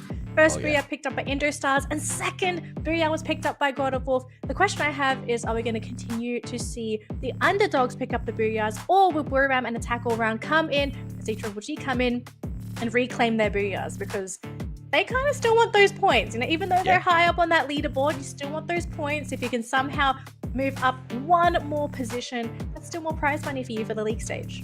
Well, with just 2 games in play, C-Triple-G has managed to sweep back their number 2 spot for themselves. Reverse Red as well as Stalwart can do absolutely nothing about it as they are in Group B. They'll have to take a break. They can only do something about this in 3 weeks. So that's a lot of time to ponder all of your mistakes. Okay, we can't call them mistakes, right? Because these teams still have been absolutely putting the hurt on the other squads out there. Once again, Attack All Around is currently sitting in the 5th spot, and they are a solid 106 points behind the team that's in the 4th place, and that's another Thailand squad. That's Stalwart Esports. So a lot of hustle done thus far. It seems like, you know, we are not just seeing some top teams, we are seeing teams in totally different leagues of play altogether, Danny. But it's only 3 weeks, right? We've still got 3 more weeks of play. And I mean, to see these teams already pick up this many points in 3 weeks of play, we could definitely see some big changes after this week, right? 3 more weeks of play. But at the end of the day, it comes down to the players. How many of those points can they get? And how much do they have control in a lot of these games? Because we do know in a game of Free Fire, there are going to be elements that are out of your control. You don't get to decide where some of these teams drop. You know, obviously there are favorite drop points, but on occasion you're going to be seeing some hot drops, and that's going to be something that you're not expecting. You have to win those matchups. There is luck involved.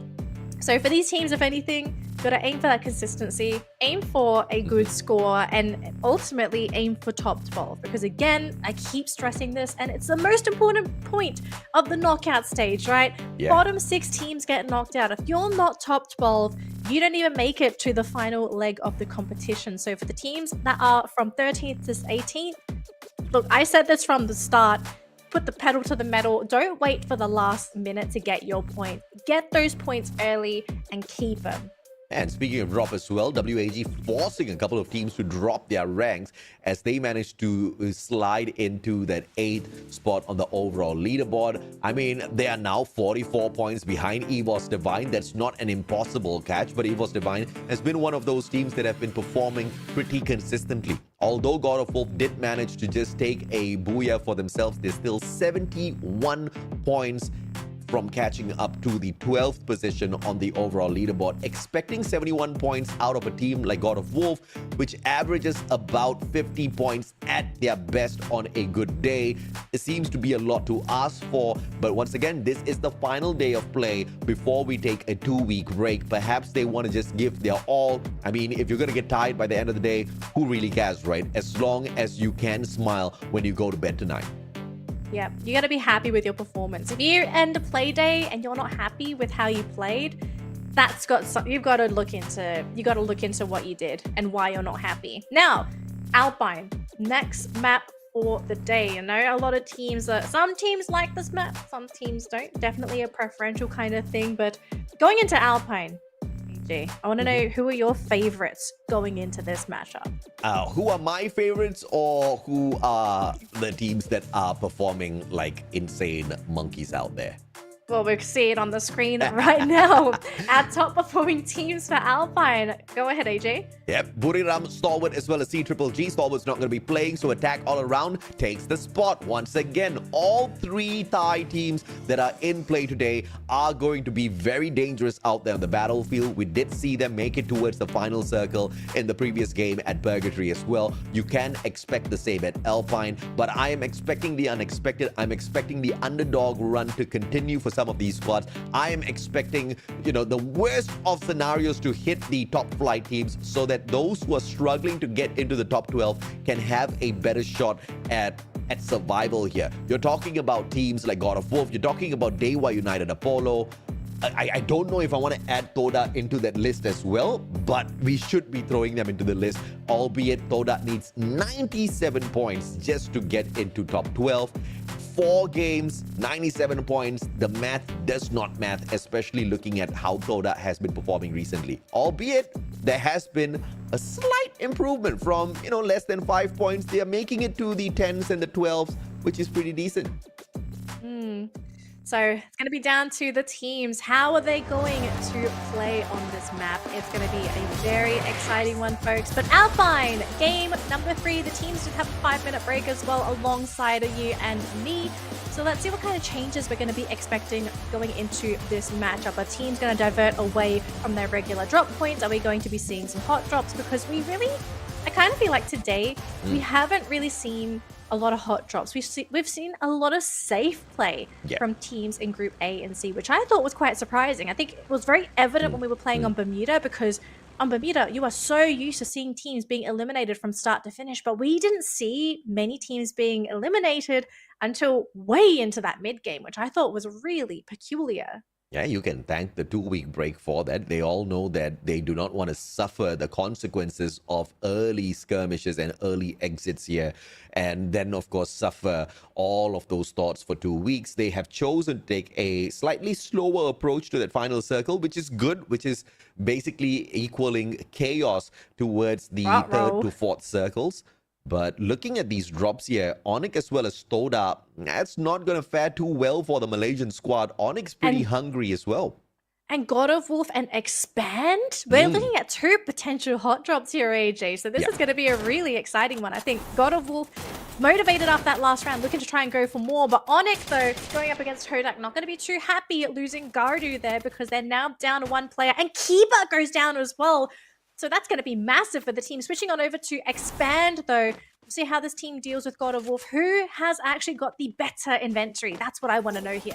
And it looks like Expand's the one taking this hot drop against God of Wolf. They have struggled for 2 games back-to-back, and they want to go back to their winning ways. And they know that in order to get the adrenaline pumping through their veins once again, they need to pick up some solid points. So taking a hot drop against a team that's struggling to get into the top 12 is a little nasty, but it gets the job done. In the meantime, it looks like Onyx is getting toasted by a couple of fishes. Raja manages to take Jack out of the equation. Expand, on the other hand, forced behind a tight little corner here over at Docks. God of Wolf taking over this compound little by little. But the question is, can they also secure a little bit of that high ground advantage to get this information off of Expand is going to be the question. Expand playing the game of info instead, setting out the UAV to scan out a couple of players. Should be shot out of the air in a little bit, but not before giving away the positions of 2. Oh, but look at this, though. Indostar sticking their nose into Todak's business and actually going in and getting the secure onto the team. So I think Todak, you kind of want to get out of here if possible. The team looks like they are running away. They got the revive off, though, so one of their players is actually flying down back into the game. Indostars, though, they haven't found anybody that they can actually go and get an elimination on. So this might be the saving grace for Todak. I think if you're Todak and you lose 1 player, but the rest of your team gets out, you're going to be happy with that engagement. Because that Traps may have been spotted out here, forced to use his blue wall, as Kochil has found a really good angle to start working Traps down next to the tree. But Kochil, though, 24 health, does finally go down there thanks to 18. And actually, Fikri goes down as well. Oh, Todak going to be dropping 2 players here. Very unfortunate. They do have 1 more player going to the vending machine. Traps and Fikri are coming back in, but they will lose Noki here possibly. Yeah, that was a very smart play coming through from 8 India. Instead of reloading his gun, he just swapped out to the Mag 7, went in for the spray. It was easy takedown onto Fikri. And now 1 more. It's Noki. Good Tatsuya burst, but going up against Kochil with a Bison. Noki says goodbye as well. In the meantime, off screen and now on screen, Expand continues the skirmish against God of Wolf. 2 players down on the ground, but it's God of Wolf on the back foot as they try their very best to get out of this sticky situation. They've They've already lost 2 players. He's bringing both of them right back into play before trying to move away from this combat. Either way, that insurance policy has already been purchased. It was a good attack initially by God of Wolf to secure the area, but they just could not find the finisher. They managed to get the knocks, but not the elimination onto Expand. That's going to be very painful for God of Wolf because they're now back to a fresh game. They're going to have to get their inventories back onto their players. But I think for Expand, they've got to be really happy with how things have played out because look at this. Kung has been spotted by Dewa. So that's going to be one of God of Wolf's players that just got revived, eliminated yet again. And here we go. We've got Death as well from God of Wolf being taken down. Second elimination here by Dewa. AJ, I think this game might just be over for God of Wolf because if they keep getting eliminated like this, there is no way they can get a proper reset going. One more, ma'am. One more. You never know exactly what could happen. Now, the problem here is Alpine's a very small map. Now, no matter wherever you get revived and you drop back in, you're probably going to come across a couple of players, especially when there's still 12 teams alive and kicking out there. You are the 12th team. You only have 1 man left out there on the map. So any bit of action out there at this point of time could possibly just end up as free points on the opposite side. But EVOS Divine in a terrible situation, caught between a rock and a hard place. Attack all around, hitting them from the back. And look at this, WAG making their way as well. A rock and a hard place and absolute destruction beholds the EVOS Divine. And it looks like Peter starts things off by taking Apex out of the equation. Aim God with an instant revive off of that pocket market. Divine in a lot of trouble. C-Triple-G stopping by to say hello. Oh, goodness me. This cannot get any worse for this squad. WAG might also stick their nose where it doesn't belong either, AJ. We could be looking at a massive 3-way battle for these teams. Oh, my gosh. Ray going down for EVOS. EVOS, unfortunately, going to be losing more players. As G'day also goes down, caught by Krillin. Oh, this is terrible. WAG just getting 3 eliminations here. C-Triple-G get 1 more. Aim God is down. Onyx actually going to be losing Gare to Todak on the other side of the map, and 18 Deer fighting into Todak as well. So it's not just the skirmish, we're looking at another one on the other side of the map as well. Looks like we are looking at Expand playing up against Flash, and I do suspect it may have been Expand to be the ones to apply the pressure here, but so far things are not looking too good. Both of these teams playing into that blue zone. They continue to fight here. This is going to be a very costly battle. Oh, goodness me, he had an open shot. He just walked past the player, but Artemis and Wally, they are able to secure the fights here. And scrambling for survival. X-Roy splitting up from his partner, trying to be the bait for the squad, but he does reach a vending machine. Revival should come through for Expand, but that was a almost slip up there for the Expand squad. WAG hanging on for their dear lives, this time catching 1 player who has managed to stray away from the rest of the pack on the side of C-Triple-G, but the instant revive is there, so nothing much for them to worry about. Otna right on top, WAG circling from the bottom. A couple of grenades sent up towards Otna could get them yet another point. Homer sent out just to get the information as to where in the world this guy is hiding. They'll have to walk quite far out to pick up that go portal to use it to get onto the roof. And another player going down on the side of Expand. X-Roy. I think Expand are in a very precarious position in this matchup. We saw so many players going down. And this was off of them having a relatively good early game as well. They got the 3 eliminations, and then just to lose all their players here, they have to also go for a reset themselves. Attack all around though. Very quiet all game. We haven't seen much happening for them. Just basically a free looting game, trying to get into a great position as that circle gets smaller and smaller. But speaking of smaller and smaller, we have a couple teams outside the circle looking for Fikri, Indo Stars. We've seen this team be extremely hungry today. And Expand, as we see, 11th place in this matchup. Look at Fikri just constantly playing up on this rooftop, trying to just use his portals wherever possible, buying time so that his team can be left alone. He's going to be all right. His team is basically free here. Although, oh, wait a minute. They're in the territory of C-Triple-G. I don't think they've been spotted. As long as they don't get spotted, it might be okay. Let's see if they can stay hidden here. C-Triple-G walking outside of the circle. What's the plan here, boys? I think they are on a hunting mission. Maybe hoping to gatekeep here? I mean, R1 can be used as Raja brings that revival in. Abex recovering a tad bit of his health outside of the circle. EVOS Divine Just tempting fate here with their maneuver. And Buriram, on the other hand, just circling around Carousel and might just be able to pick up a few other points here off of Team Flash. Volley! Funa, get it!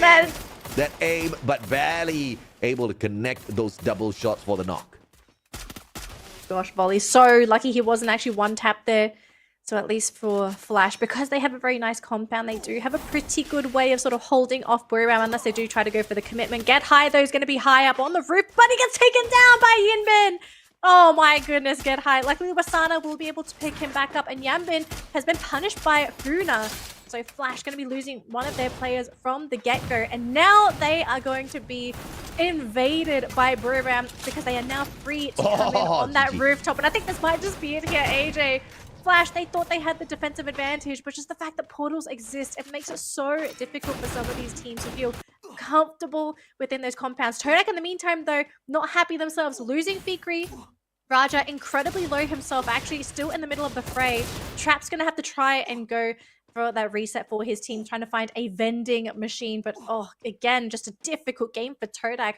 But you just haven't seen this team have any kind of easy early games. Always being caught by somebody. Oh, that's such a GG. And EVOS Divine could not nick off that 1 point. One more takes the snipe from afar. M82B. The vending machine was right in front of him, but he saw his life flash beyond his eyes. And Thoda, although they do get taken out early, 3 consecutive games now, they have performed better than Expand. Expand really needs to think what they had to break fast earlier, because clearly it's making them sleepy. This team is off form.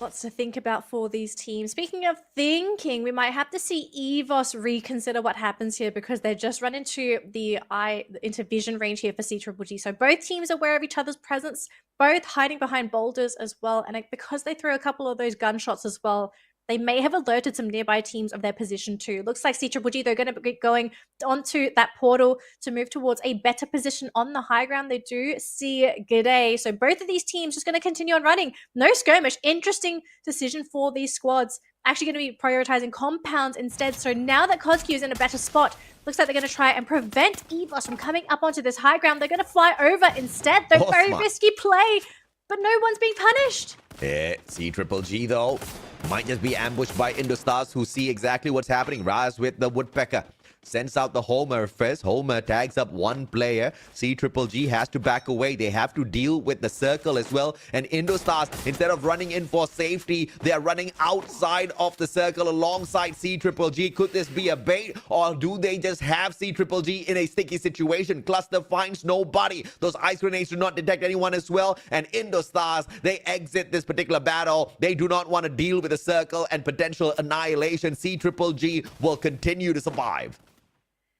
Although for Indostars, they're just about to run into WAG, so they might have to battle it out for that compound. Switching over to the perspective of attack all round here, as they do run into EVOS. Jump God just going to be running around, trying to find the eliminations. They do get Folky. Oh my goodness, Aim God going to go down on the side of EVOS, though Jump God getting that elimination. Abax going down as well, thanks to Alan. And so far, so good for attack all around, eliminating EVOS from the competition and securing themselves some extra elimination points for the round. Ooh, WAG saving attack all around there in that particular shot, but now CGG. They've closed the distance already with the opportunity to shut down attack all around, but they choose to stay silent instead. And they know the danger. 15 more seconds, they have to start traveling. They send out the UAV towards attack all around. But the question is, how will they circle around towards this next zone, which is pretty far away from them? God of Hope, on the other hand, with a skirmish against another Vietnamese squad of WAG. Oh, this is going to be a bit of a crazy one. We do have our next circle as well. These teams really want to battle for this compound. It's so advantageous. Alan, though, going to be hiding himself in between these pillars of glue walls, but the melters are just not helping him in this position at all. Last member for WAG, but just too much coming through, and he will be eliminated. Unfortunately for attack all around, CGG though chasing that circle. trying to see where they can go. Indostars, though, really wanting to steal this compound away from God of Wolf. Now, here's the thing. God of Wolf are split between these two compounds. If one compound gets invaded, that might just be it here for God of Wolf. But the question is, how does Indostars safely get into one of these? Dequang, though, actually jumping into the backlines, coming in with his teammate as well, going for the backliner. Beautiful execution. Insane play for this team. They do drop down in the process, but the team is coming through to recoup behind this tree. What a play, AJ. Oh, fantastic backstab using the portal go. But now they also have to focus on picking up the ad. Liam, who wanted to go out and managed to get that backstab, got tagged up instead. They see exactly what's happening. But now Death trying to walk away from Death itself. And the charge buster in his hands, absolutely useless as he has to patch himself up. One more from outside, just pummeling in those shots. Isa with the M1887 trying to get the connection, but all of those glue walls stops him. And 18 Dia with the fight and flies on out, getting that shot in. Wasana sticking his nose into this battle as well. Buriram, the biggest winners of the engagements against Indostars on the flip side of the map. And now they go for C-Triple-G. Now down to our final 4 teams here. Get High going to be taken down in a moment here for Buriram, unless they can get the pick up. Wasana, though, going to be the next one to go down. C-Triple-G on fire, hungry for these eliminations. 15 points to their names and looking to try and close this gap between them and Buriram. Still fighting around that compound. Buriram trying to recoup here, but look at this C-Triple-G so aggressively pushing into Buriram. And this might just be it, the team. Oh my gosh, beautiful execution. The play from C-Triple-G, 17 eliminations, AJ. This team is just on fire this round. Oh, yeah. I mean, they need to be on fire. They're 93 points behind Buriram. So they need to not just slice down Buriram, but they need to get massive number of points to climb that leaderboard. They want that #1 spot. They do not want to settle for anything less. Dewa and Buriram on the opposite side of the map. Portal goal used by Buriram to get in towards the center of the circle. Blue wall melt is going to be laid out as well. Oh my gosh! What sort of a position up on top? They're teasing the circle here, Buriram, but they're still caught out. Moshi down on the ground already. Funa's going to get caught out either way by C-Triple-G, and that just means Buriram does not get the booyah. C-Triple-G positions themselves really well to walk away with a big one. Crazy plays across the board. So now down to our final 3 teams here, AJ. Dewa, Flash, and C-Triple-G. So far, though, Dewa still sitting on 3 players, looking pretty healthy so far, but they do have to watch from both fronts. They have to worry about the 1 player from Flash and also C-Triple-G coming in from their 6th. Shouldn't going to be going down. That's going to be it for Flash. Down to our final 2, AJ. Is it going to be C-Triple-G or Dewa? Yeah, the numbers just not on the side of Dewa. They trade the grenades first. Oh my mama, 2 players down on the ground already, and Oat now going in for the slay. Cosq helping him out. C-Triple-G with a massive booyah in Alpine. Calculated, cool. You know, some teams, when they get a win, they would be cheering, they'd be jumping up in the air. Just stoic high fives. It was all as if it was all according to plan, AJ. Absolutely. I mean, at the end of the day, this is one of the best teams out there on this map. The second best team, only after Buriram United Esports, who are mainly dominant because of their massive elimination. C-Triple-G, 2 booyahs prior to this game, and now they've just picked up their 3rd Alpine booyah to equalize with what Buriram has for themselves as well. Well played, well deserved, great positioning, great engagement choice as well by C-Triple-G. You see, as a matter of fact, it wasn't even them who were knocking down on the doors of Buriram. Buriram came looking for trouble. C-Triple-G just responded. Actually, I think we'd probably have to give props to Dewa, right? Because Dewa also ported on top of Buriram, forcing the very awkward the very awkward high ground portal go.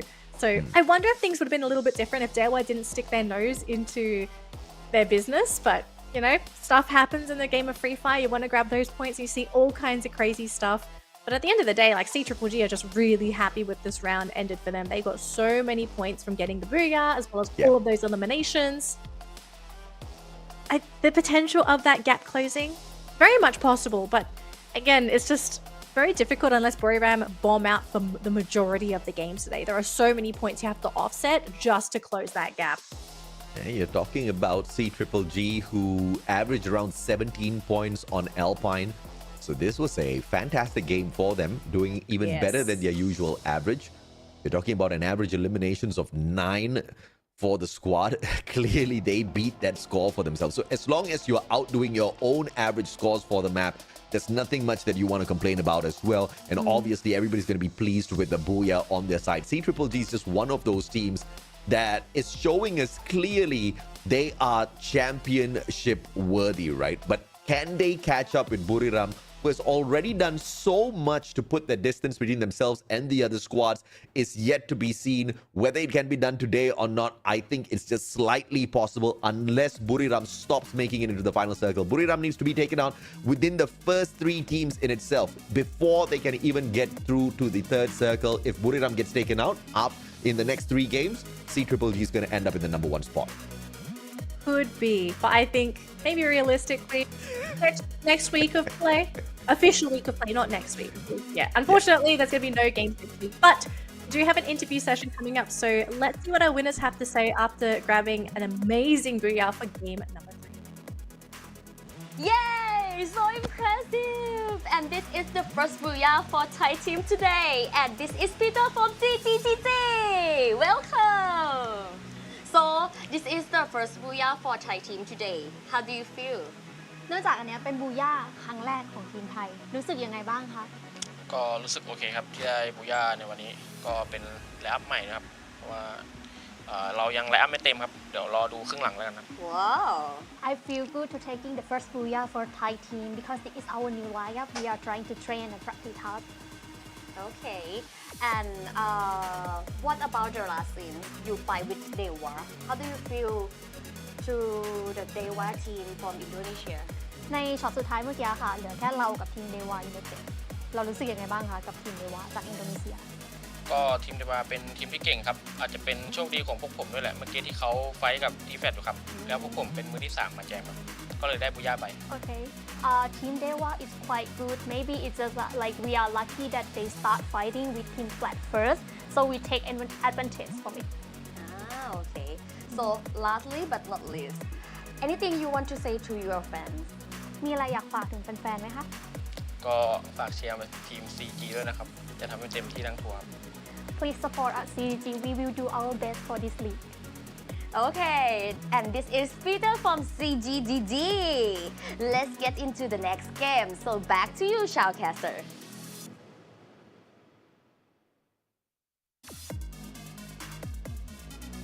So of course, the third booyah going to one of our front runners on that leaderboard. Yeah. I mean, CGG are pretty happy with themselves. Just do whatever you can, close that gap, get those points. You know, they deserve that round. Like that team deserved to eat, especially with the amount of effort that they put towards that final few circles. So aggressive. But the question is it going to continue as we move on to map number 4, which is Kalahari? But before that, though, let's take a look at some player stats here as we wrap things up for game number 3. Man is stacked, Peter, with 9 eliminations, 4,487 on the damage. Well-deserved eliminations. If this is the case, usually you just see the top slayers sneaking away the final few shots, the damage being put out by the rest of the team members. Clearly, Peter has been doing a lot. And through the Woodpecker is a little bit of a surprise. I would have expected to see maybe a Bison or a Charge Buster in his hands and, you know, to get all of those eliminations. But the Tatsuya clearly has been able to boost him forward to get all of those spots for himself. Alvaro awakened together with Beaston for those grenade shots. A double Tatsuya, A124, and an Iris to partner up with Suzy to give more coins for CGG. They know how to play commerce well out there on the battlefield. I mean, if you have more money, just do whatever you want with your economy. Amazing utilities if you do have access to it.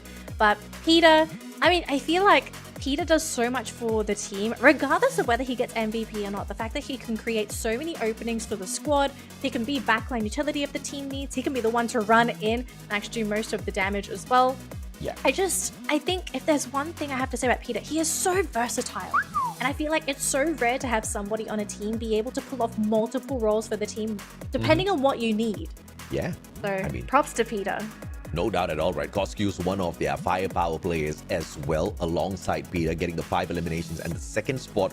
One more making it in all 3 members for the elimination leaders from CGG. They have to be proud of themselves. This is a massive round for the Thai team to catch up with their counterpart from the exact same nation, Buriram United Esports. Crime MKS picking up the key player spotlight here for the rescues on his teammates. I mean, obviously, we saw Expand being tortured quite a bit out there, but those revivals brought nothing for them. They still got eliminated early. GOW's Isa had 4 revivals for his team members, but GOW, I don't think this was a heavy round for them. They initially needed about 71 points. Now they're standing at 63, which means they couldn't even walk away with a total of 10. 8 points from them is not enough if they want to breach the top 12.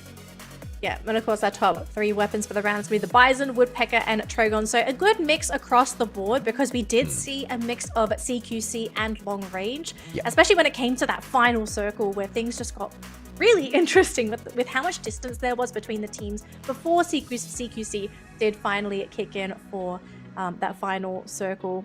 So game standings, we've got to take a look at some of these points here because for some of the teams it is incredibly important. So firstly, CGGG picking up 35 points. Beautiful. Big for the team.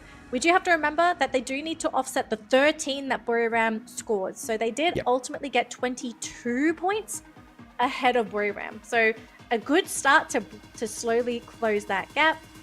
Hopefully they can continue to close that gap because if Buriram are given an opportunity to expand it again, we've seen what happened in the past where you think you're catching up, but then Buriram just takes 2 steps forward and you take 1 step back. Yeah, and that's exactly what Buriram did this time as well. The distance between CGGG and Buriram still is a devastating 71 points. So there's still quite a huge mountain to climb here. 3 more games to go. But once again, if they want to cut the distance down, Buriram should not perform in all 3 of the final games of the day. If CGGG wants to personally make sure of that, they have to take the juggernaut of a risk and hot drop Buriram, which is something that teams just do not do for a good reason. Buriram will just toast you. But of course, a little bit of luck has to play its part in that as well, depending on the weapons that are picked up. I'm still keeping my eye on GOW and their journey to the top 12. They are now 46 points away. Sorry, 63 points away from the top 12, which is a little painful to work for, looking at how their performance has been ever since that Purgatory Booyah. Yeah, but ultimately they're closing the gap, right? Like that's the goal for these teams. If you can continue to close that gap, you just make things a little bit easier for you when you do look at next week's matches. Now, speaking of today's match, Kalahari. This is my favorite map. I think everybody knows this. Very different playstyle required to conquer Kalahari, and we do have a couple front runners for Kalahari as well. So aside Buriram, as we always see this team at the moment, the other 2 teams labeled on the graphic here is STE and Reverse Red. But these 2 teams are not playing. So AJ, who is actually considered the next best 2 after Buriram? CGGG as well as Indostars. Indostars have already proven today that they are hot, they are on fire, but unfortunately for them, they have not secured a single booyah on Kalahari, so perhaps they can start now with this map and continue it with the final 3 weeks that we've got in hand. But of course, I did mention another team, that CGGG. They just ended the game with a massive booyah. They've got the adrenaline pumping through their veins. Perhaps they want to go for a back-to-back, and you know they're capable of doing that.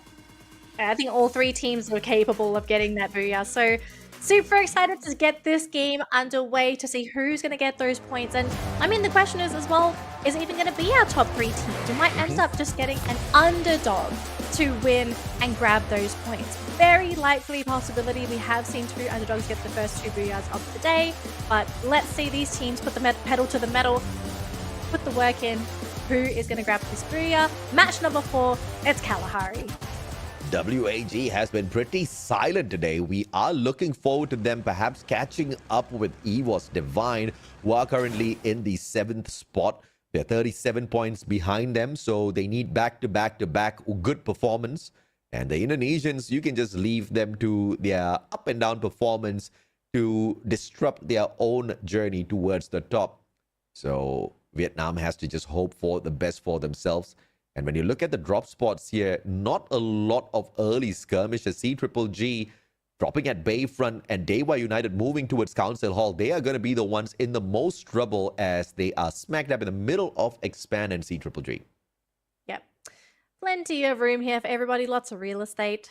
Not too surprised if we don't see anything, but we are going to be seeing Onyx and Todak actually try and compete for the maze here. So let's see who's going to be able to walk out of the skirmish scot-free and who gets lucky with the loot. Yeah, 1-for-1 on the trade. Vickery, great gun to pick up early game. The M1014, the shotgun does definitely hurt. Kiba, though, with the SMG, manages to go in for the sprays, but a double man setup. Vickery gets yet another knockdown. Kiba trying to go for the elimination, but just cannot find the angle through those two glue walls. Joel down on the ground already. Vector just could not help him out. Traps with the AC-80 and the P90. Vickery bites the dust. And Kiba is not ambushed by the second player on the side of Toda, who just allows his friend to be taken out of the equation. Hold your horses, because we do see a couple of players from WAG showing themselves on the map. And I think once they do start hearing some of this noise, we could be in for a round 2 here. And remember, we are looking at a couple of revives as well for Onyx. So some of these players are going to be coming back in with absolutely nothing. So WAG, can they find these players on Onyx? They do spot out Kiba, and I think Gary's been spotted as well. Now under attack. So these two players from Onyx, if they can somehow turn things around, this would be fantastic. But no, they do find Kiba. Now they're going to go after Gary, who's trying to go for Krillin, but Gary gets shut down. So Onyx, they lose their 2 survivors. They do still have 2 players left in the matchup, but it's going to be such a hard game, especially after losing your entire lineup already. Yeah, WAG just saving Toda at the very final second there. They almost got annihilated, but that distraction allowed a good revival to come through, and the 2 players split up in 2 different directions. So Toda will survive for a little bit longer. CGGG, on the other hand, just shutting down anybody that comes across them. And unfortunately, it's just the Indonesians from the side of EWOS Divine. Expand in the skirmish against Dewa United. We anticipated this already. And Expand going in for the early shutdown. Question is, do they luck out on this engagement? Virus holds a great position up top. And a very dangerous gun, the AC-80, that's not currently in meta, but it does hurt when it finds the connections to the head. Oh, Cobra has been spotted out. They actually threw out a beautiful blue wall to keep his head protected so he didn't actually get hit by a potential headshot. Actually going to be using the portal to catch up with the rest of his team, regroup. X-Ray, though, actually being sniped out by Virus. The team's going to have to try and come in to reinforce if possible. But look at that, Virus gets knocked down because of the fall damage. So X-Ray should be picked up. Zeus, though, in the meantime, going to be the next one to go down thanks to Sam13. And actually does go down. The team, unfortunately, because they left him behind, gets no support. In the meantime, though, we're switching over to CGGG as they do chase down some of Flash's players.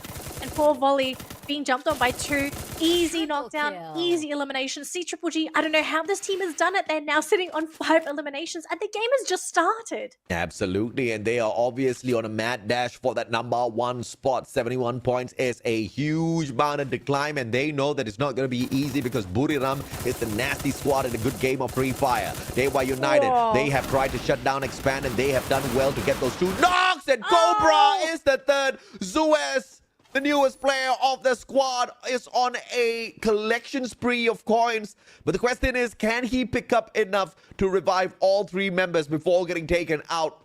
This might just be 4 games in a row that Expand gets tortured out there. Yeah, and Zeus is also in 1-tap territory. So if someone just hits him with 1 bullet, I think he might just be out of this game. So fingers crossed for Expand fans that they do manage to get the revives off.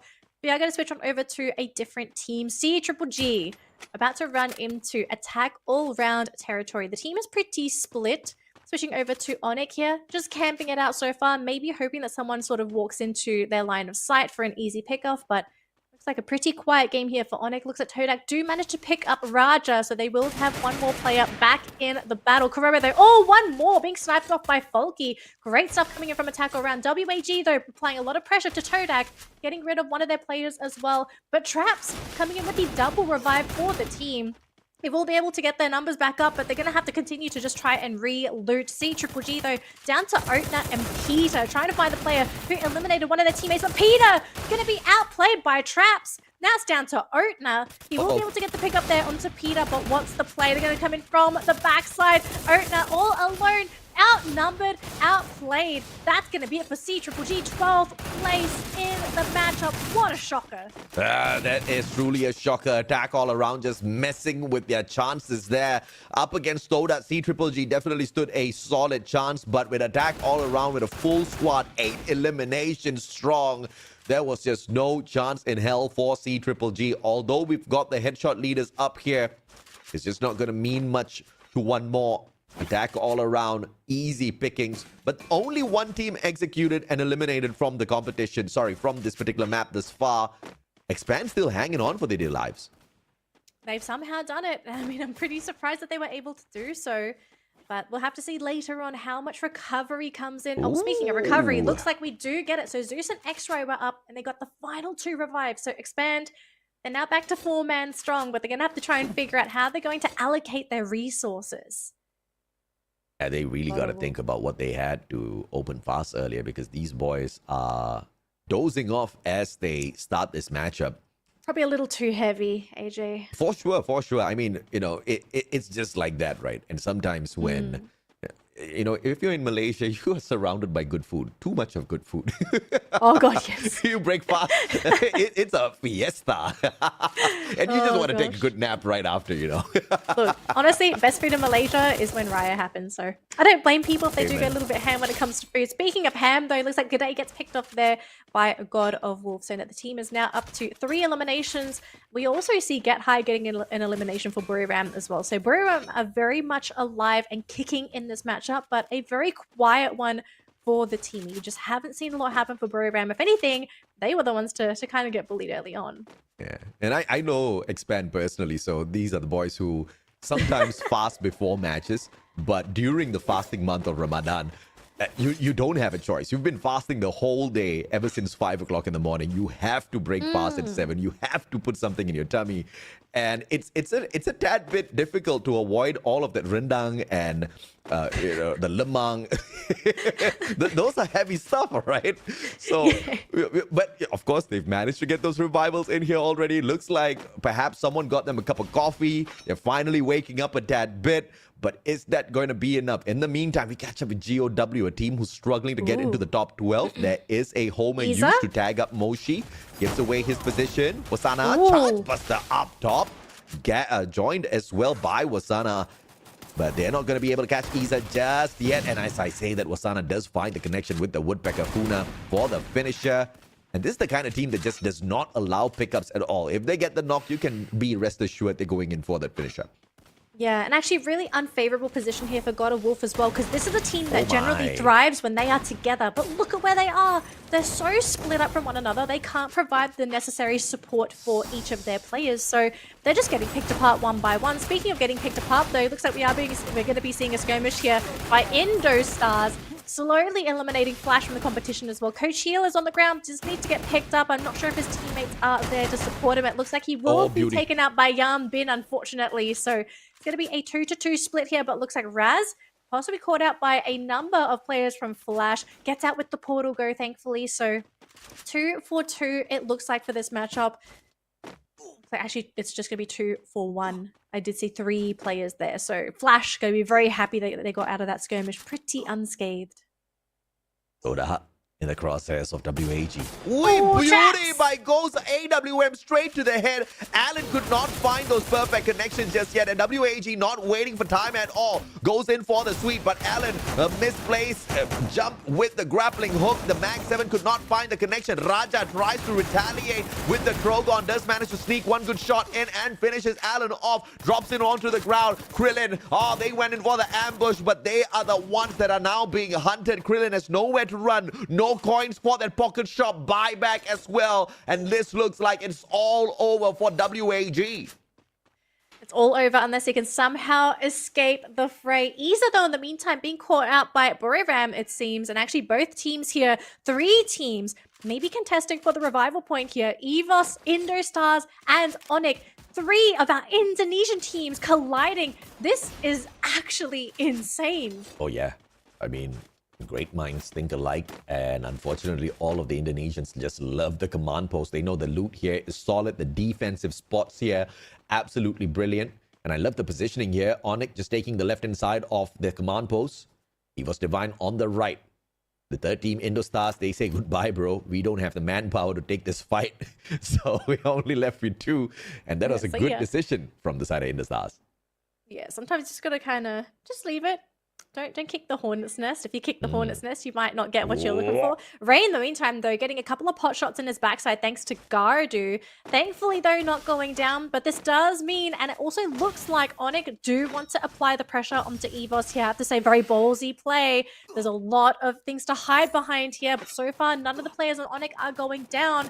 Very aggressive play style. EVOS, though, do manage to get away with the portal go, though. So no more skirmish. Everything is over. But on the other side of the map, though, Buriram is just picking off Flash like flies.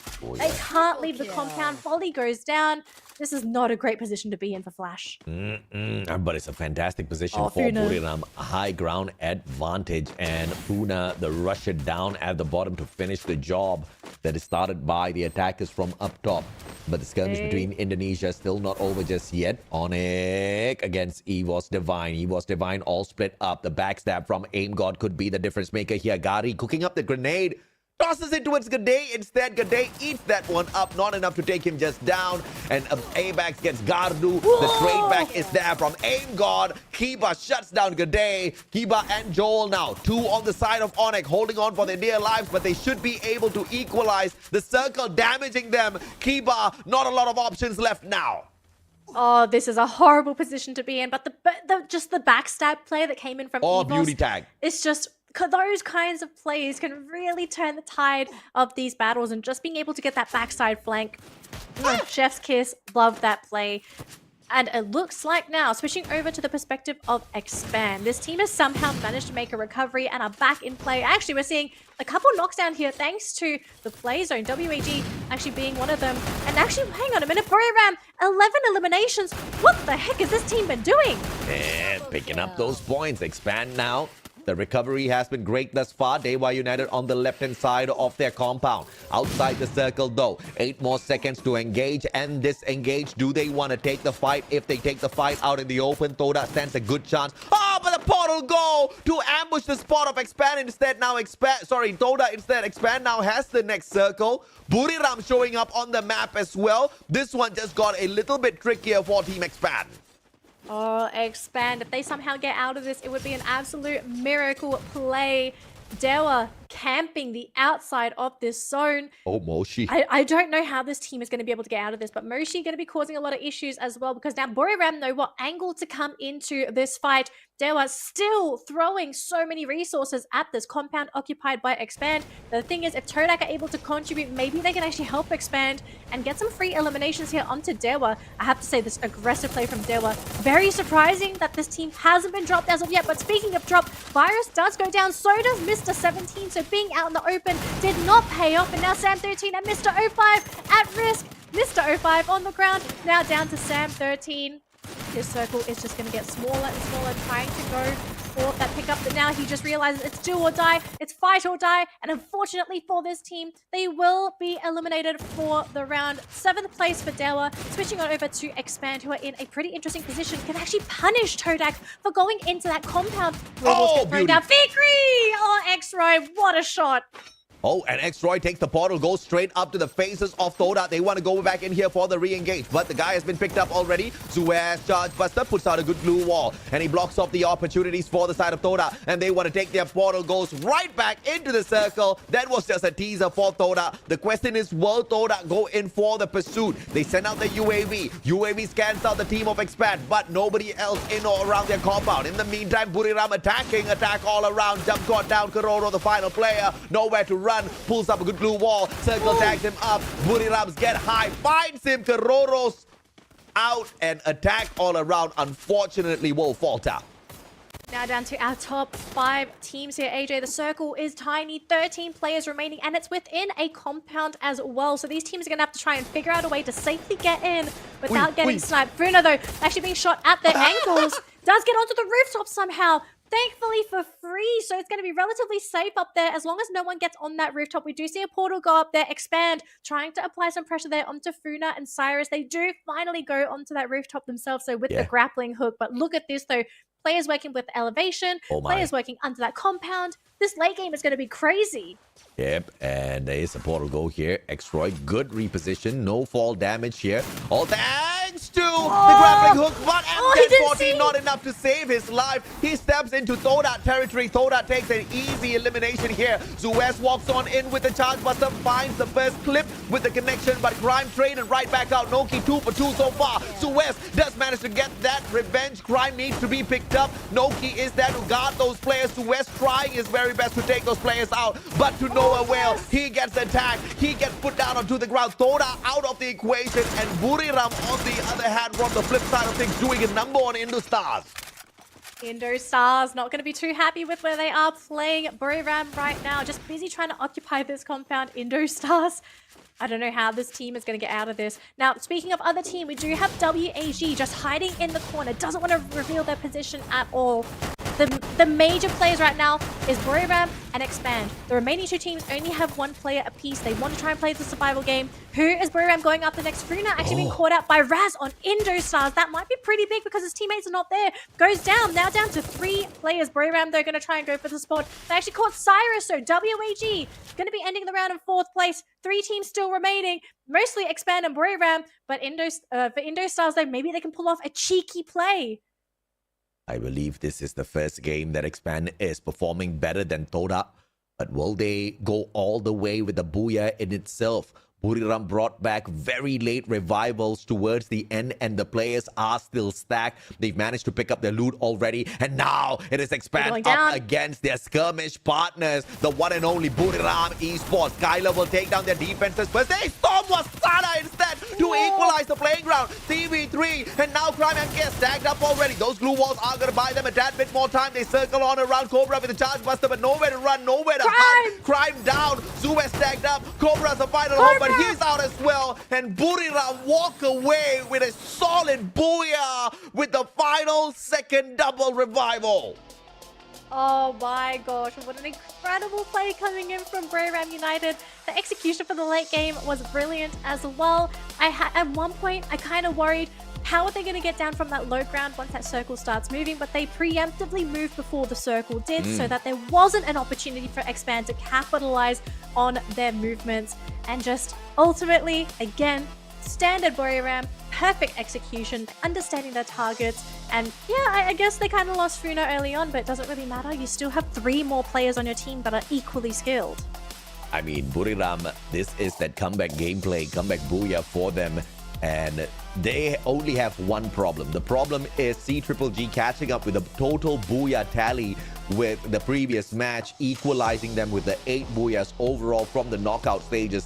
Buriram can't have that. Buriram wants to be number 1 on every single segment. Be it booyahs, placements, eliminations, or the total points. They want the very best, and now they put a solid 97 points between themselves as well as CGGG with this solid game for themselves. CGGG unfortunately faltered a little bit too early for our liking. We did not expect them to go out with a little bit of a downside this time around, only picking up 7 points.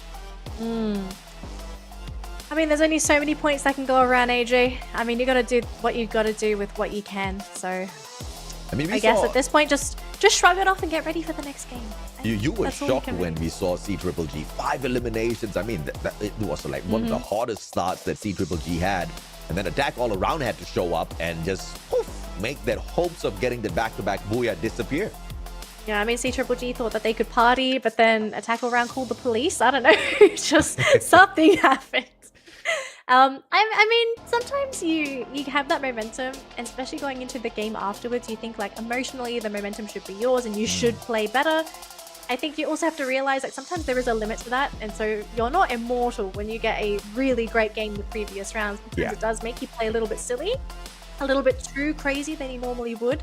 Yeah. So I think for CGGG, gonna have to tone things down a bit. Maybe the match is gonna humble them a little bit, and they go back to, you know, playing like standard CGGG, aggressive but coordinated aggressive.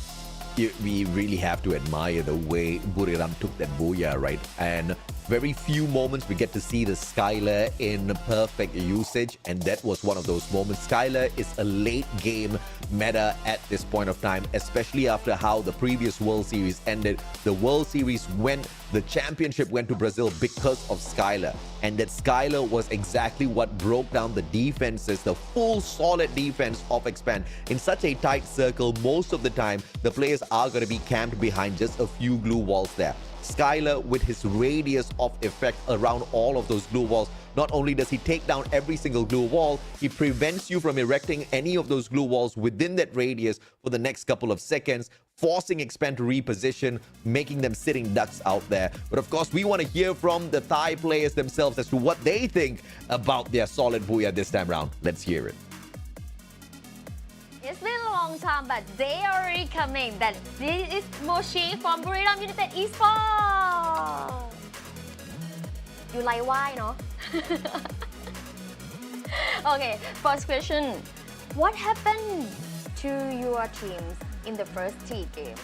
เกิดอะไรขึ้นกับ 3 เกมแรกค่ะเราถึงมาได้บูย่าเกมที่ It's not look well. ก็แก้ไขครับแก้ไขข้อผิดพลาดเล็กๆน้อยๆแล้วก็ที่ 4 ก็ทำได้ครับมันไม่มีข้อผิดพลาดอะไรเลยก็ได้บูย่า Okay, we failed at the third 3 game, the first 3 game. Yeah, the first 3 game, and we trying to fix the retake, and then everything went perfect on the game 4. So that's why we got Booyah. Oh, okay. And can you tell us about the last scene that you jumped into the vending machine? What did you do? อธิบายสถานการณ์หน่อยที่แบบเราโดดไปตู้เราโดดไปที่ตู้ เดี๋ยวพี่ลองดูตรงหัวใจนะครับมันมีกับเพื่อนผมข้างในทั้งนั้นเลยพี่ต้องเปิดออกมา He said in his heart here have his friend inside. You have to open and see. เอาง่ายคือเพื่อนผมต้องได้เล่นก็คือตายแล้วผมต้องชุบ So my friend have to join and involve with the game. That's why I have to revive them. Are you sure that it's not because you are lazy to fight? ใช่จริงๆแล้วเราขี้เกียจจะไฟหรือเปล่าเราเลยต้องไปเอาเพื่อนมาช่วย ใช่ไฟคนเดียวไม่ไหวครับเลยเรียกเพื่อนมาด้วย อันนี้คือสาเหตุตรงๆเลยพี่ไม่ได้หล่อเลย Of course that's why I cannot fight alone. That's why I need my friend. Because our game is play as a team, right? So we have to play like as a team. Okay, and last thing, do you want to say anything to your fans? มีอะไรจะฝากถึงแฟนๆไหม ก็ฝากถึง2 เกมหลังนี้ด้วยนะครับเพราะผมเอาบูย่าทั้งหมดแน่นอนครับจานเกตฝากมา So confident. Okay, for my fan, please keep support us. We will achieve 2 more Booyah from the last 2 games. This is said by Get High. Get High said, okay. Not from you. ไม่ใช่มาจากเราใช่ไหม ใช่มาจากผมด้วยแล้วก็ Okay, it is all from you and from Get High. yes Okay, both you and Get High yes said yes so much confident นะมั่นใจมาก yes Okay. And now back to you, Shoutcaster.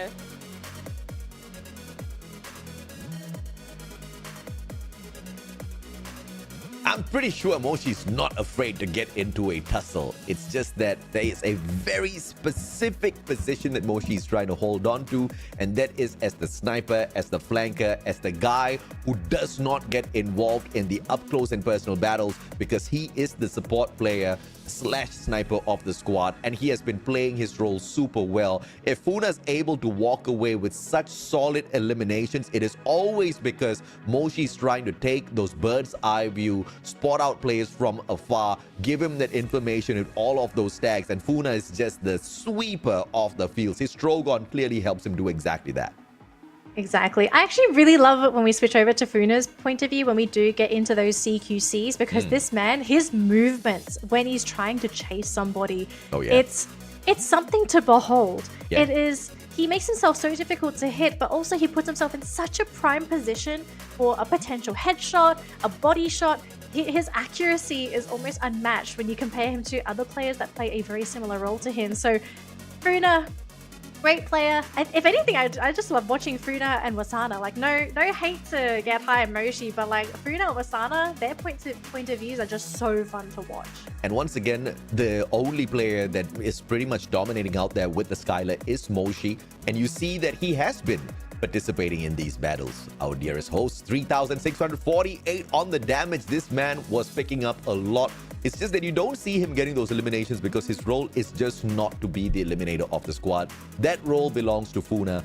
And this is why I respect Buriram so much. They really don't, they don't fight for who gets the MVP within the squad. Everybody plays their role so that as a team, Buriram can dominate out there on the battlefield. And he has been slowly sharpening his skills with those Skylar usage.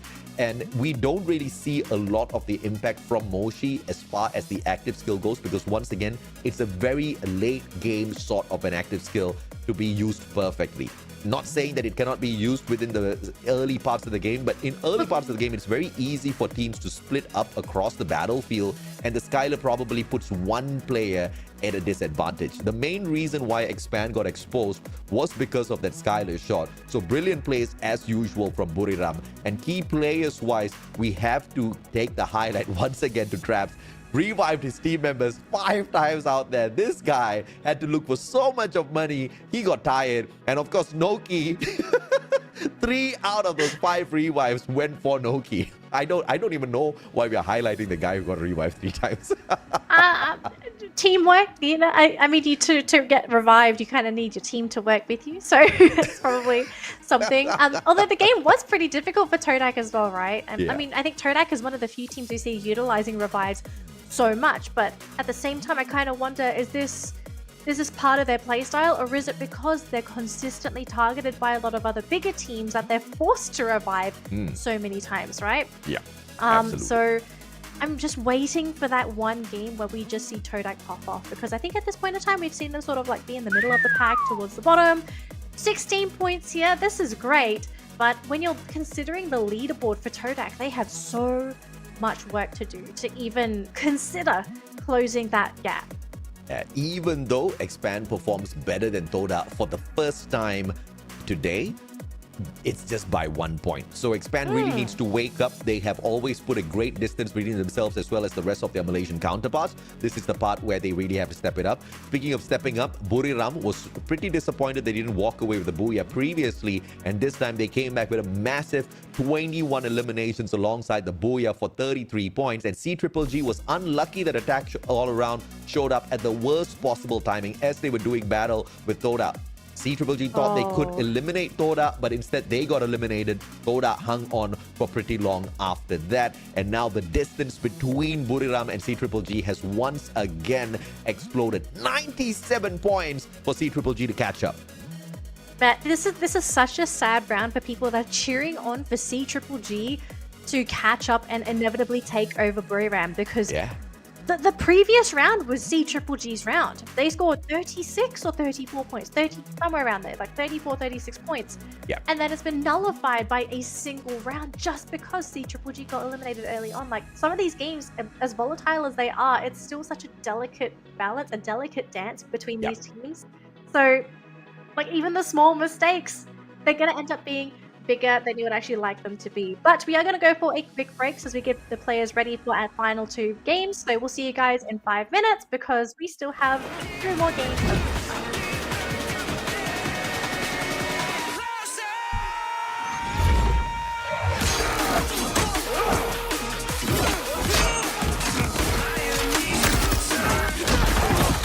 Supplier! How'd you like them apples?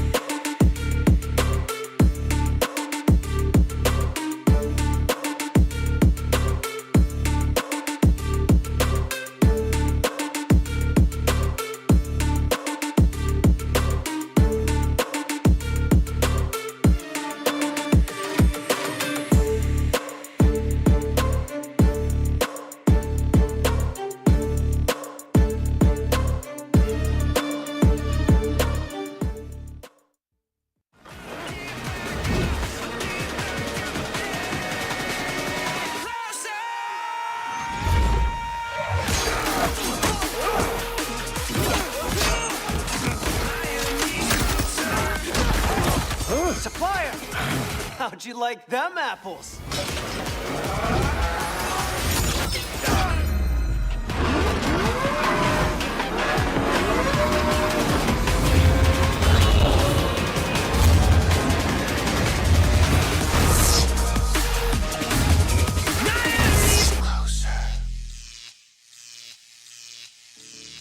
We have been focusing on the Thai teams. We've been focusing on the bottom of the leaderboard. We've been focusing on the teams trying to breach the top 12. But there has been one team that has been sneaking away the points in an unsuspecting manner. Indo Stars are dominating the overall leaderboard for performance today. 75 points, 2 points ahead of the fantastic Buriram United esports themselves. The biggest question is going to be whether or not Indo Stars can now overtake Attack All Around, who are just 3 points ahead of them. Ladies and gentlemen, boys and girls, survivors of all ages, welcome back. 2 more games to go.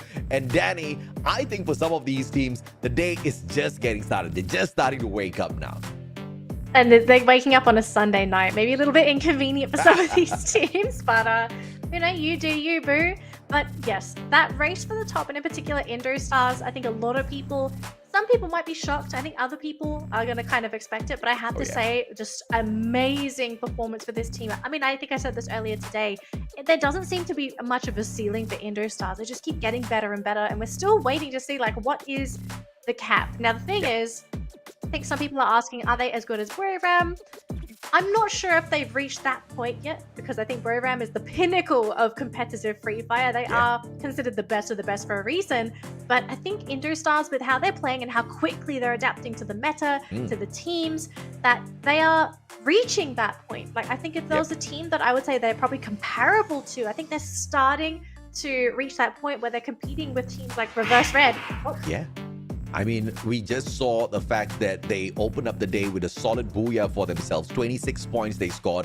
And then 3 very, very decent games. 17 points at Purgatory, 17 at Alpine, 15 at Kalahari. A little bit of a drop in momentum and performance for sure. But in the overall grand scheme of things, of picking up points within the day, they are doing a fantastic job. And now, of course, we move on into Nextera right after this. And Indo Stars are going to be forced to continue performing their very best. They're not going to be given a choice at all. The only problem here is Indo Stars are a mid-tier team when it comes to the performance on Nextera. They just have to find a way, though, to stay alive. 2 games. 2 games to stay alive. 2 games to end this weekend. 2 games until the next matches, which are 2 weeks from now. Yeah. I think if there are games that you need to perform on, it has to be these last 2. And of course, you have the random map. We don't know what that last map is going to be. So for some teams, they're going to have an advantage, and others are probably going to be thinking, oh gosh, why does it have to be this map? I'm looking forward to seeing what that random map is going to be. But let's take a look at Nextera and start looking at some of the teams that are going to be performing on Nextera as well. So off the top of our heads, or at least we have on the graphic here, who are the teams for Nextera? CGGG, Buriram, STE. But in the place of STE, who from A and C is considered 3rd place for this map? Indonesia's going to be pretty pleased. It's Onyx Olympus. But Indo Stars will be looking to take the spotlight away from Onyx Olympus. Although they are a well-performing team, Onyx Olympus has not managed to secure a single booyah on Nextera. Indo Stars, on the other hand, has managed to prove that they are capable of doing so. The only problem is, for some peculiar reason, Indo Stars struggles finding those eliminations on this map. Maybe today's the day. Time to get those eliminations. I mean, they've been doing pretty well today. So I think for them to suddenly, you know, take out their guns and start going ham, I think today's got to be the day. If they can't get those eliminations today, then maybe this is just their weakness. Maybe this is their kryptonite. Maybe it's just, this is the map where they just focus on surviving. Not so much eliminations. Just try to not bomb out. Yeah, apart from Purgatory, Nextera is their 2nd worst map. So I don't really have high hopes for Indo Stars performing, but I'm going to hope and bet on the fact instead that because they have been able to sneak away some solid points, that gives them the confidence, that gives them a little bit of a boost in, I guess, goals to be or to continuously be that #1 team of the day before we go on a 2-week break. The flight path is going to be skewed a little bit towards the right of the map, which just means that a little bit of this Nextera is going to be inaccessible, or at the very least a little bit of a torture to get to. Places like Mortar Ruins as well as Twin Bridge will need a little bit of walking in order to reach. Yeah, maybe some of the teams sort of change their drop points if they're not able to reach them. Now, just looking at where the teams are flying right now, we're not seeing too much conflict. Attack all round is sort of split around WAG, but it looks like a pretty... Oh, C Triple G. Are they thinking about it? We did see them sort of fly in that direction. Nah, everybody's being a good little team on Nextera. We've only got final 2 matches to play, so you better avoid all of the engagements first. So Todak, pretty clear. It seems very spread out as well. So just God of Wolf though. Oh, okay. So Death playing with fire, it seems. Actually going to be scouting out Indus. Need to do a little bit of damage. Bye-bye. Yep, that's Death. I mean, the name implies something, I suppose. So. Early game, no medkits. Kochil had a very powerful weapon, the Bison, so that's the problem in entirety. But in the first 3 circles, the pocket market is going to be very useful, so instantaneous revive, and we are back to 48 players on the map. But there is a skirmish here that is going to break out between WAG as well as Attack All Around at Farm. Attack All Around were the third party against C-Triple-G earlier. Ooh. Perhaps there can be a little bit of revenge here if luck just has it on their side. Allen finds Kororo. Once again, the Bison. You pick it up early game, you're probably going to be walking away with some solid eliminations. Yeah, probably not the best time to fight as well for Attack All Around, so maybe it was a good elimination. Just spot out the enemy, decide if it's a good or bad fight. And yeah, they lost Kororo, but Pungod's there, picks them back up, gets the revive off, and the team's just going to continue on their merry way and hopefully get that complete reset. We do have perspective here for X-Ray, and we did see one of these G players over there, Otna, being spotted on our point of view here, but they thinking about it? No, they're just stacking up the coins, and X-Roy just used 1,400 of those free fire coins to buy something, so everybody else just dropped the coins for X-Roy, then potentially purchased a Horizon line, which means X-Roy could be playing the backup play this time around. Well, we'll have to figure it out later on. Koda, on the other hand, skirmish against Deva United, and Virus goes for the sprays. No drop. Sam 13 with a double revolver does manage to drop grabs. No elimination just yet. Needs to get the follow-up. In the meantime, Expand versus C-Triple-G. That's a big fight off screen. Oh my gosh, 2 players down on the side of Dewa. They can try to go for the pickup. They will get some eliminations in the process, though. Expand, though, running into some problems of their own because they run into C-Triple-G territory, or vice versa, actually. It looks like Crime MKS being taken down by Peter. And he will get immediately revived as he does get taken down. Cobra just going to try and juke things out in this building, thinking about whether or not maybe he can get for a 2-for-1. Oh, I can't get it. Peter finishes him off way too fast, and you know, Zeus, this man, his job is to revive. Fikri in the meantime also reviving one of his own teammates. God of Wolf jumping into a fight themselves, actually trying to third party the skirmish between C-Triple-G and Expand. So far, no dice, no eliminations, no steals. Indo Stars, though, going for a fight of their own. Can they get what they're looking for? I don't think so, but Raz in the meantime actually going to be knocked down due to fall damage. I have to say, though, Indo Stars have seen this team chase Flash quite a lot these past couple games. Expand is playing pretty far away from home at this LAN stage here in Malaysia. So perhaps they just want to end the day. They are ready for Hari Raya. They just want to go home. They just want to drive all the way back to JB tonight. I mean, sure, if that's what they want to do. Get there early, avoid all the traffic. We all know how traffic is towards the holiday times. Oh boy. Best time to stay home. Speaking of staying home, I think if you're Attack All Around, you wish you stayed home here. WAG on the high ground, though. Oh, they do get the drop. In the meantime, though, X-Ray being picked up on the other side of the map. So Ghost and Cyrus down on the side of WAG. And, oh, they get another one. I think that might just be it for the team, unfortunately. Attack All Around chasing after Krillin, the man normally reviving the team, but Krillin gets chased and caught. That's going to be it. Curtains for the team. They're just going to have to wait for the final game on that random map. Quick recap for some of these other teams. Their attack all round leading the charge with 5 eliminations, followed by CGGG with 4 eliminations to their name. Dewa, IDS, and WAG sitting on 2 eliminations apiece. And then finally, Expand and God of Wolf sitting on 1 elimination. A couple more eliminations happening on the screen there. Death and Fikri both going down to CGGG and Dewa. CosQ. Dead shot CosQ, I tell you. That's a easy double. The Goals taken out as well. CGGG on fire. WAG, unfortunately, they did manage to get that 1 revival, but could not hang on for much longer after that. Flash follows suit in 11th spot. So 2 out of 12 eliminated already, and now a potential skirmish for Team Expand. Indostars switching his spot. Extra tagged up early. Cobra as well, but he does manage to drop Raz. The rescue potentially there. Cobra eliminated by his kill already. 18 Deer coming for the pickup on his buddy. No grenade to take him out just yet. Kochil backing them up. Drogon for the tag. That Crime MKS backs away.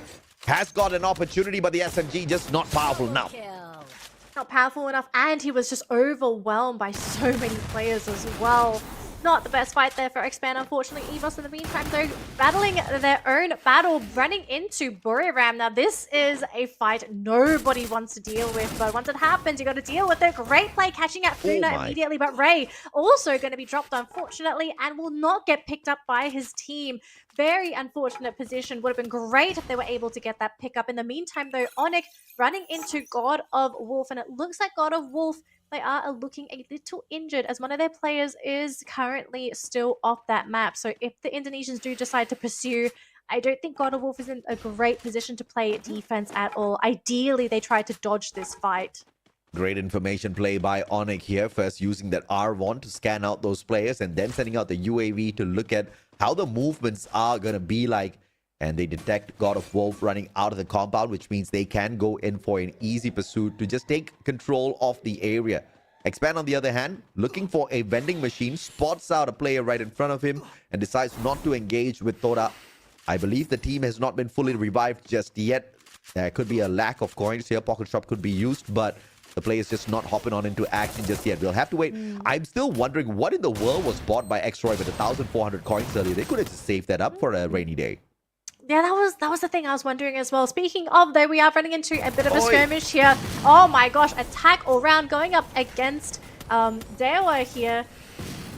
And Volky constantly juking around, trying to not let those shots connect there on the side of Dewa. Dewa playing on the offense. In the meantime, though, they do manage to get a port out for one of their players. 2 players out, 3 players out. Oh, but Jump got a little bit too late to the party. The rest of his team was able to get across the river.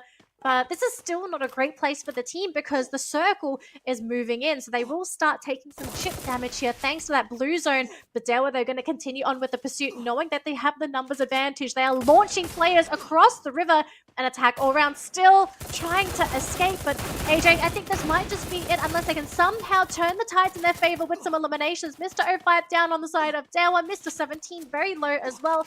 Maybe this is what they need, but they are still losing players. They're bulky down. Korean God's still sticking around. Oh man, he's trying to get in a position, but he's just taking too much damage, and that might just be it for the team. Dewa, great point of view. They have all their eyes set for these eliminations, and then there's really not much you're going to be able to do for attack all around. Todak, in the meantime, though, not going to be too happy as CGGG have locked into combat with the team as well. Oatna, though, going to be dropping in this skirmish as well. One more, going to try and reinforce his teammates. Trapped, causing a lot of issues for the team. Noki wants to be picked up, but I don't think he's going to be able to be picked up easily. And actually, CGGG just gonna back up. They want to retreat. They need to reset.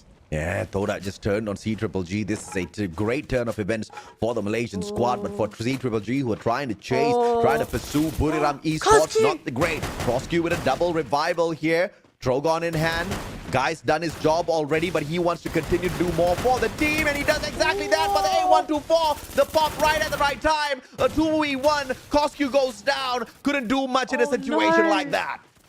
one more. Couldn't get the shot as well. Just surviving on 1 health, but very likely he will go down as well. God of Wolf going to be eliminated in 10th place, unfortunately.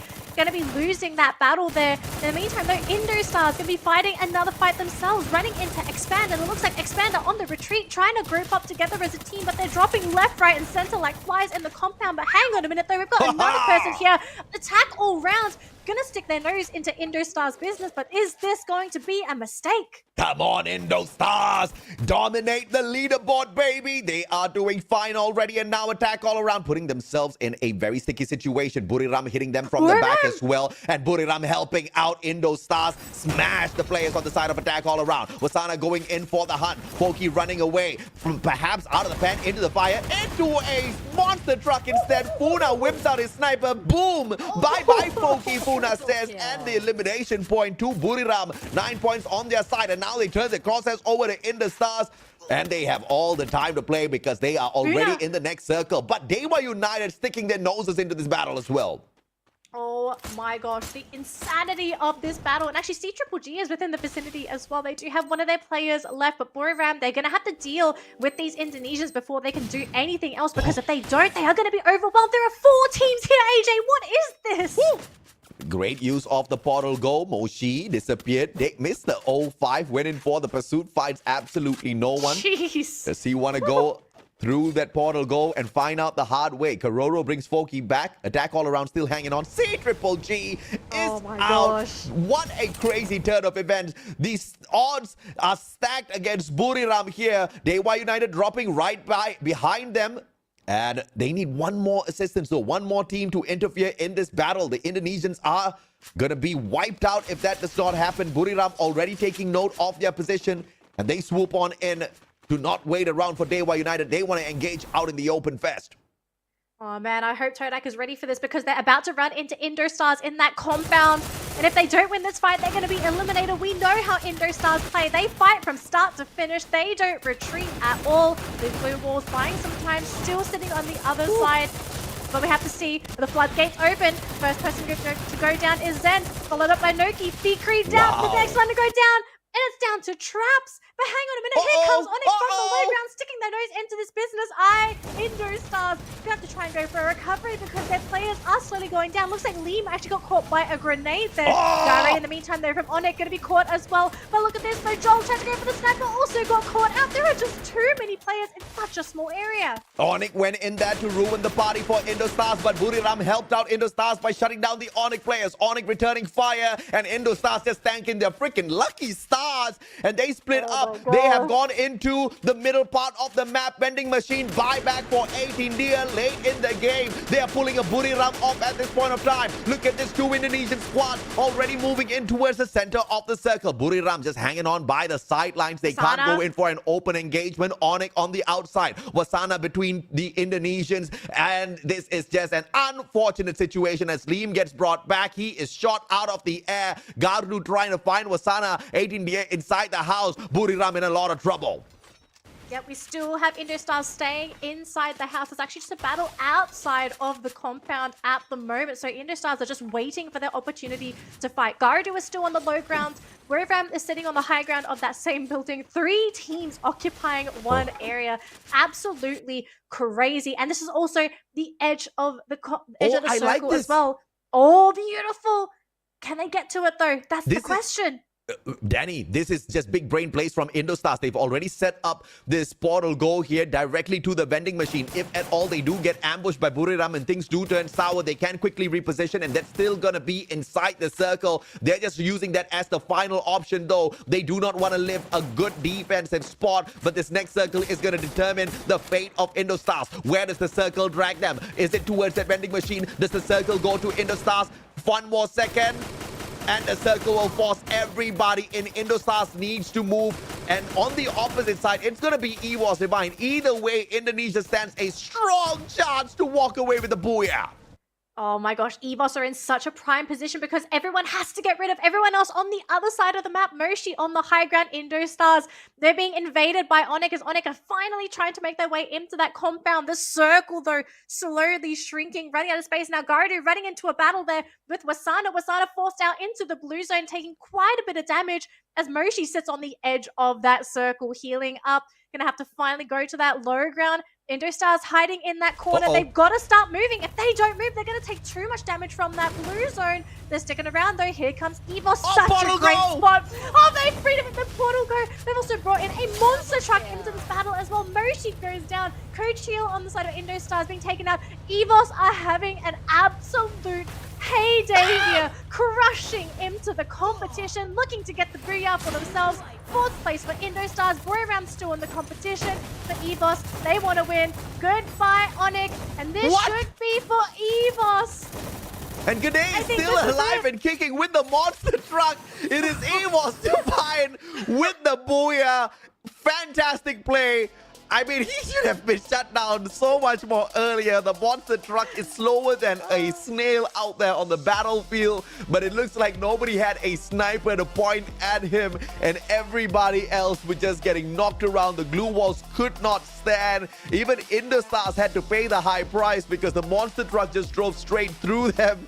And this is the team with a cheeky booyah on their side, positioning supremacy for EVOS Divine because there was just nobody disturbing their compound. Indostars, on the other hand, they were just sweating buckets, waiting for Buriram to finish the job off. But Onyx was being so annoying on the lower floor, refusing to go out, refusing to get taken down, which just meant that Indostars could not move. And taking the portal go out into the open towards that vending machine meant instant death as well, because everybody would be pointing their crosses at them to take them out. Unfortunate for Indostars, but performance-wise, they've definitely managed to overtake attack all around and push the Thai team down to swipe away the 5th spot. Oh man, I mean, just look at the smiles on EVOS's face as well. I think the players are also in disbelief that they were allowed to play that late game the way they did as well. I mean, we also saw their point of view when they initially won, and I feel like the main point of the conversation must have been, hey guys, we actually managed to use the monster truck in the game because it's almost never used. So what a way to end that 5th game of the day. EVOS, Indonesian fans are going to be super happy with that one. Very entertaining late game as well. But I also have to say, everyone that managed to make it that deep into the game, that compound fight on the eastern side of the circle was just so intense. It was a game of teams just balancing when they stick their head out, when do they leave them, they just wait for the next circle. Because that final circle was pretty brutal as well, AJ. There weren't any areas to actually hide in once that circle started moving. So it's either you eliminate everyone with your existing compound, or you go in, guns blazing into that late game and sort of pray that no one taps you on the head. Yeah, Attack All Around had a decent round for themselves, and they knew the pressure that Indostars was piling onto them. Indostars obviously trying to move on to be the best team of the day. And they may have been able to do it or still keep that momentum on their side. Buriram had massive points on their side as well, but I have no idea exactly how many they picked up.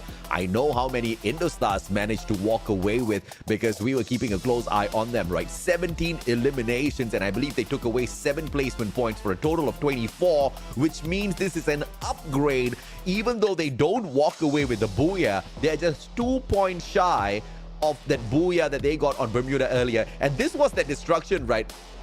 We've seen the monster truck used so many times in that final circle, but a effective use of the monster truck was just never detected because of how slow that monster truck is and because of how easy it is to snap on with that aim with your LMG or the snipers. Usually the players who play that monster truck are annihilated, but EVOS Divine, they got super lucky. They got lucky, and I think it was just a case of everyone being so busy. Everyone was on the eastern side of the circle. EVOS came in from the west. Yeah. Everyone on the eastern side was just so busy with each other. I mean, the last thing you're thinking about is a monster truck coming your way. So, like, it was brilliant. But definitely interested to see what the players have to say because that end game was brilliant to watch. I can't imagine how great it must have been to actually play it. Let's see what EVOS have to say.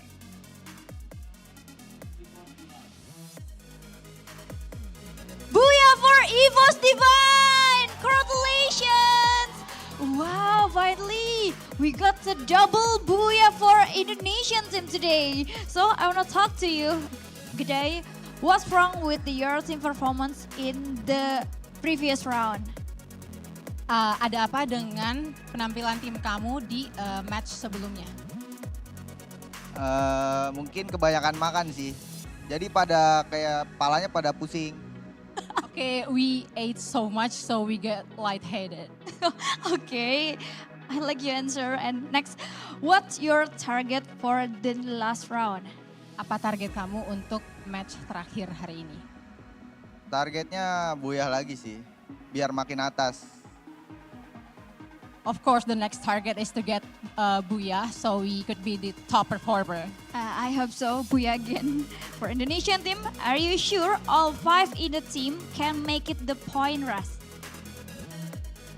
Kamu yakin nggak kelima tim Indo itu bakalan ada di point rush? Ya mungkin sih, insya Allah aja kalau mereka bagus mainnya nanti pasti bisa. Cuman ya kalau kebanyakan ngomong doang mah nggak bakal bisa juga sih. Yeah, we probably can get there, but if we just keep bubbling, yeah, not really. Okay, so thank you so much, G'day. And I'm sure Indonesian team will give us a good performance for the last round. So, we ready for the last round? Back to you, Shoutcaster.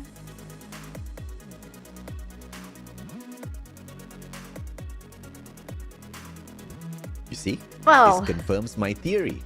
It is the fasting month. All of these Muslim players, they are fasting all throughout the day. And then when it comes to because we start the games at 8 p.m.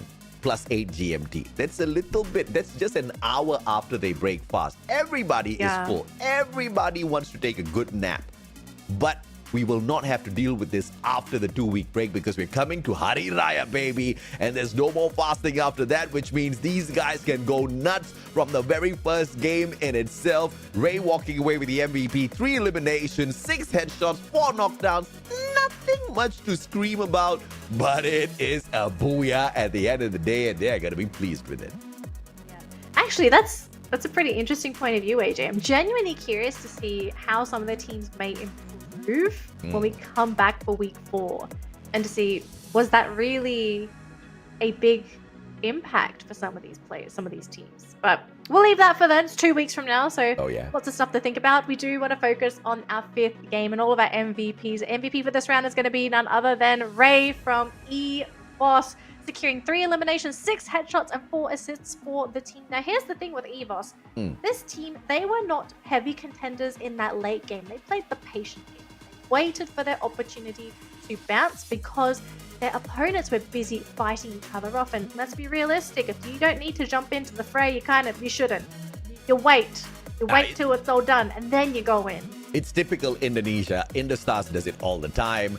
EVOS Divine does it all the time. But Indostars will still take the elimination leader spotlight with 18 deer stepping on up. This is an MVP worthy elimination. 10 is insane. Of course, Noki surprisingly taking the elimination leader spotlight this time around as well. It's very rare to see Toda performing this well out there on the battlefield, so good on him. Perhaps this is the start of something new for the Malaysian squad of Toda. Maybe when we come back after the Raya break, they'll breach the top 12 by some miraculous run. Very likely, actually.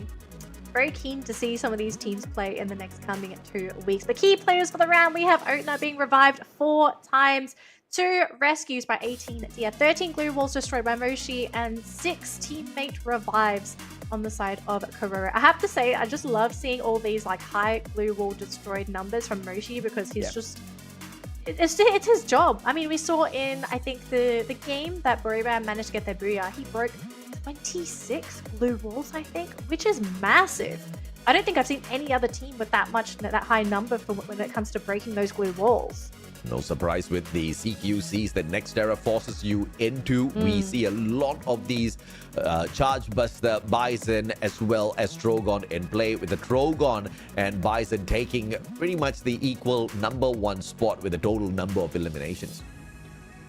Yes, I mean, considering how close everyone was to one another, you can't really get away with any of those snipers. So numbers. We've got to break things down here because we have a lot happening, folks. So Indostars are going to be getting the #1 spot for the round because they have 17 eliminations, which puts them at 24 points. 1 point over EVOS, who are the ones to get the booyah for the round. Third place is Buriram United with 22 points, followed by Onyx with 18 points. And let's not forget Attack All Round and CGGG. These two teams are insane as well going into that late game. Unfortunately, getting eliminated a little bit too early, but so much action from Nextera. I'm actually quite surprised that we saw so much happening in that late game. I kind of thought that more teams would be eliminated much early on. Yeah, Indostars now putting some decent distance between themselves as well as Attack All Around. I say decent, but not great. Attack All Around just needs 6 points to catch up with Indostars. So Indostars just needs to do exactly what they've been doing thus far. I was curious to see what was the total point tally for the side of Buriram to see exactly who's the best team of the day. And Indostars is still holding on to the title with 99 points scored thus far. A single booyah to their name. Buriram is right behind them with 95 points. I've got my fingers crossed here for Indostars to continuously be that #1 team of the day. And we've got one more game, one more map, and luck will call whether or not this is possible for Indostars. I wonder which map we're going to head on into. Well, I think we're going to find out in just a second. But what would be the worst map for Indostars? That's a good question, right? If you look at Indostars Purgatory, it's an absolute no-no. But if it's an Alpine, there's a possible guarantee of a booyah. Here comes the randomizer, baby. Alpine Kalahari. Worst case scenario, Nextera. Indostars are going to smile.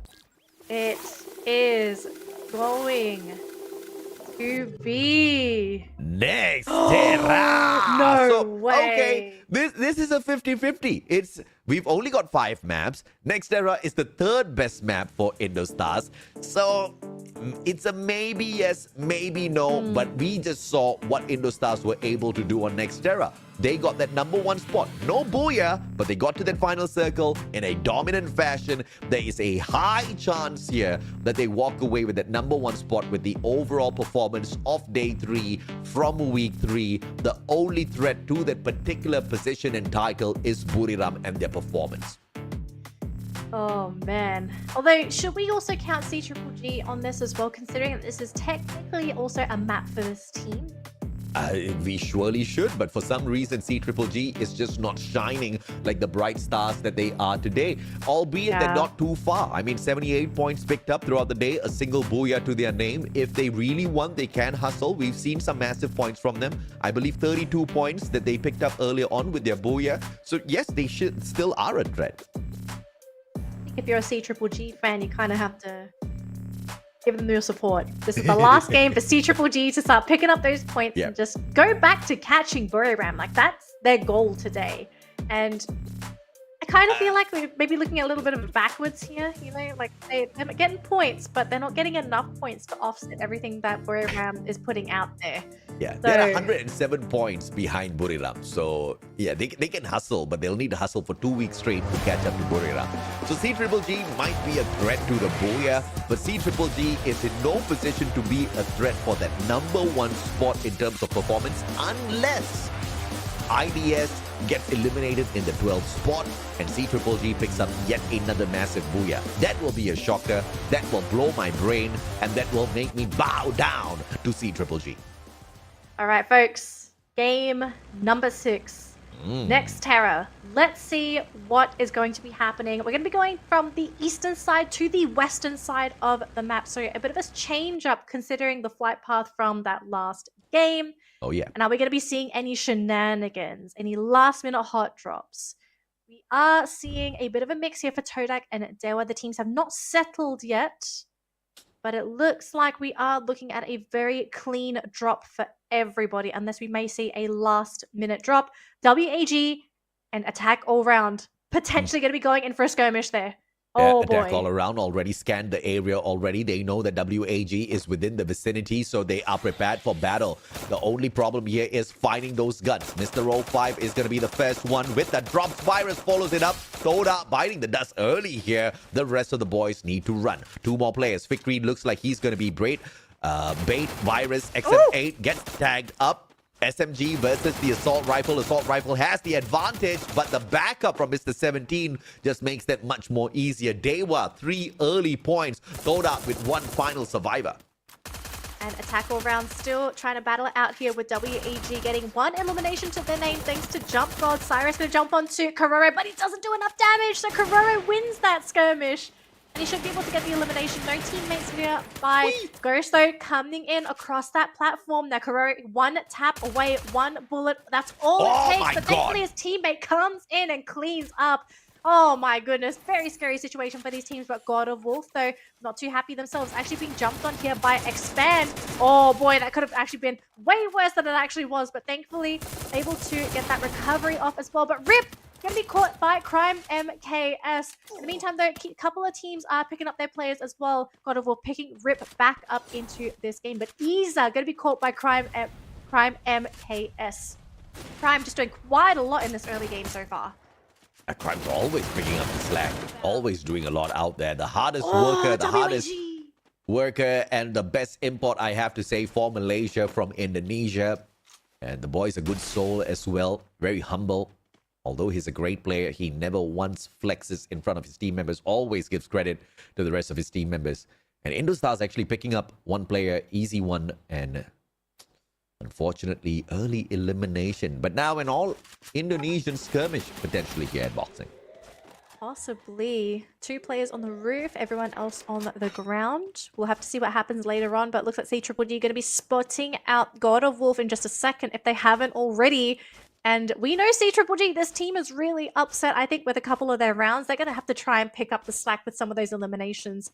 And I think Isa might be joining that list of eliminations. I think they've spotted him as well. In the meantime, though, Onyx finally going to be starting this skirmish, and they do get Indostar's Gardu winning that fight. So Coach Heal is going to be sent back to the bench. They're going to have to try and go get him picked up as well. 18 Dia also getting picked up as well. Onyx just massive wins across the board. In the meantime, though, Liam was able to pick up Coach Heal, so it's not over for Indostars, but they're going to have to try and figure out how they're going to recover in this game.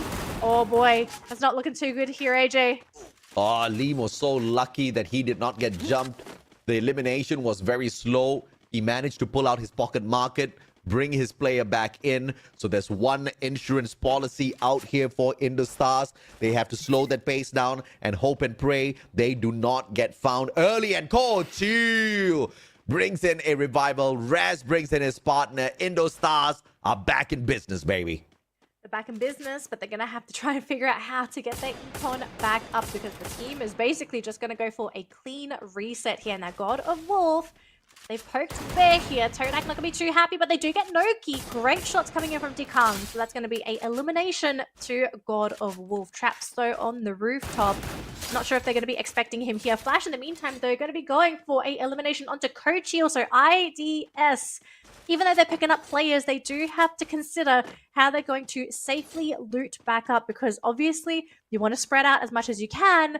But obviously, if you're spreading out, you're also vulnerable to giving away those free eliminations. It's going to be a tough one here for IDS. I'm kind of scared that they've actually ran out of gas here. Speaking of gas, though, Zen going to have to try and go for the reload, but Rip wins this one. So that's going to be another elimination to the pockets of God of Wolf. Great use of the Tatsuya for Rip to catch up with his opponent. And Toda has got traps right on top of the bridge.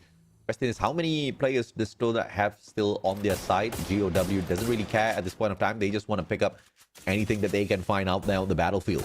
GOW loses 1 to Dewa United. Attack all around on the other hand. Attacking. Onyx Olympus out in the open. Gardu tagged up already. 30% on the HP. Finisher from Foki. Kiba still alive. Gardu does turn onto Foki. That is crazy. The guy had a sliver of health left.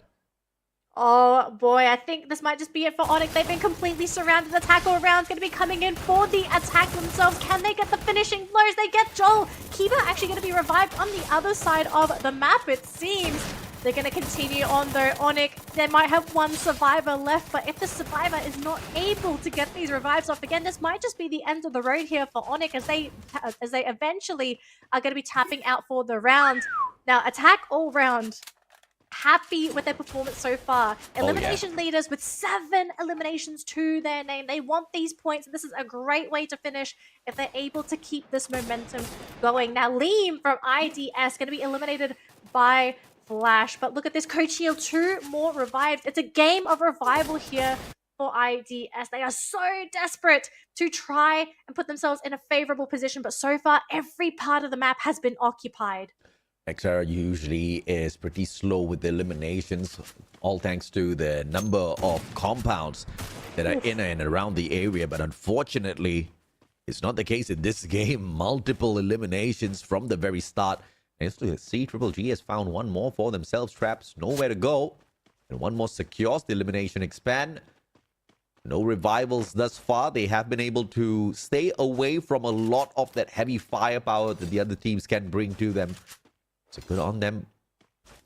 But in the meantime, Indostars, I really am curious whether or not they're going to be able to keep that number 5 spot for themselves, because attack all around is hot, and clearly Thailand wants to finish all 5 teams at the top of the leaderboard by the time we're done with the 3rd week. Uh-oh. There was running right into CGG. Oh, they got one more! Beautiful shot coming through. That is massive, because CGG, they're all on the low ground, so no way to reinforce and no real way to go up on that high ground as well. So for Dewa, massive win there to be getting rid of one more. Oh, again, we're seeing Indostars losing players. Again, Liam going down, instant revival coming in from Raz. Every time the player goes down, they just get constantly revived. But Dewa, what's the play for this team? I think they're trying to play aggressive, but I mean, they're gone. They've left. They don't want to deal with it. Crime MKS, though, not going to be too happy. Getting dropped himself. Kozq going to be picked up as well. One more, as well as Peter going into the compound to try and apply some pressure. Keep them busy. Act as decoys as the team does eventually try and go for the recovery. But Peter and Kozq going to be going down. These are massive losses to their team. What has happened? Well, Expand has woken up. All of that lethargy from the Rendang and the Lemang all wearing off. Otna, the final player there. Second circle, bro. You can use your pocket market, but it looks like Otna's broke. And this is why you got to take that extra pocket money from Daddy before you come out for a game day. Otna down. Cobra with a shot. But no team elimination yet. It looks like he did manage to bring in the revival. Oh man, super lucky. Hang on, we got one player from Todak coming in. He wants the vending machine. Not the vending machine, he's all alone. And CGG have been eliminated. Oh dear. Speaking of dear, IDS are losing another player in 18 dear. Todak as well as IDS continuing with the constant revivals in this match. Oh no. I have to say, Indostars, the game of survival this round has been crazy, but going into that late game, I just don't know how much more they can take. Speaking of though, Buriram trying to go for eliminations themselves, going to be jumping onto Expand, who are out in the open, only relying on glue walls for protection, but against a team like Buriram, glue walls are just not going to suffice. Todak going to be sending players in as well. Both Malaysian teams just struggling with this constant fire coming in from the Thai team. Once again, Moshi with the Riptide rhythm, and that puts Expand in a very, very precarious position. Prime MKS trying to find the reposition. Kochiu with the shots against Toda, but the reposition by Expand has managed to allow them to survive for the time being. X-Roy, good use of the portal go. Zuez desperately trying to recover his HP here. Team Flash, on the other hand, right in front to punish Expand with one simple mistake. Flash should be able to take out all of their players, but X-Roy is able to give them that information from up top, that bird's eye view, serving Expand really well. This game is getting so tense for these teams. Flash My goodness. trying to go for these eliminations onto Onyx, and they will successfully get them. Fikrio not going to be too happy there, as they does get quickly snapped down by Indostars. This team is slowly making their recovery, but I'm not sure if they're happy to jump into these engagements just yet. They'd love to go for these little pickoffs, continue to loot, and hopefully just wait for that ultra late game. But speaking of the circle, though, we've got a couple teams here on the bottom right-hand corner of that circle trying to fight their way in to that compound, but there's just too much open ground, so they have to try and fight their way through. Diana's going to go down. Isa as well is down to Rip and Dikang. It's going to be quite a lot to ask for from these players. Shindo dropping in from the back line as well, going to be causing some issues here. Artemis flying in, and so does his teammate Yanbin as well. God of Wolf not going to be happy. Dikang is out, and I think this might just be it for Rip as well. All alone. Flash looking to get this elimination for themselves. Volley comes in. What? And that should be it. Buriram? How? Hello? Okay, GOW out, I understand, but how did Buriram get eliminated?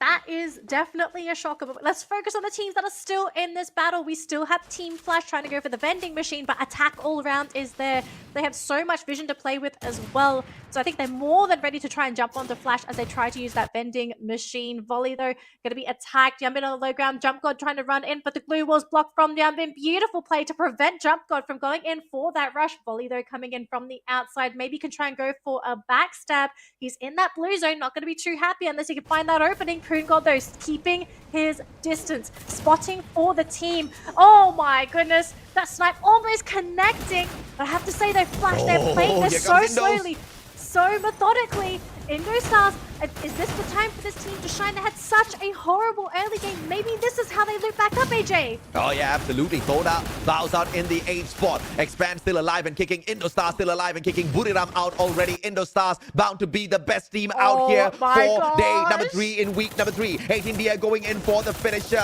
Team Flash out of the elimination already. Attack all around. They fall like dominoes, one after the other. And Indostars, they stand up high.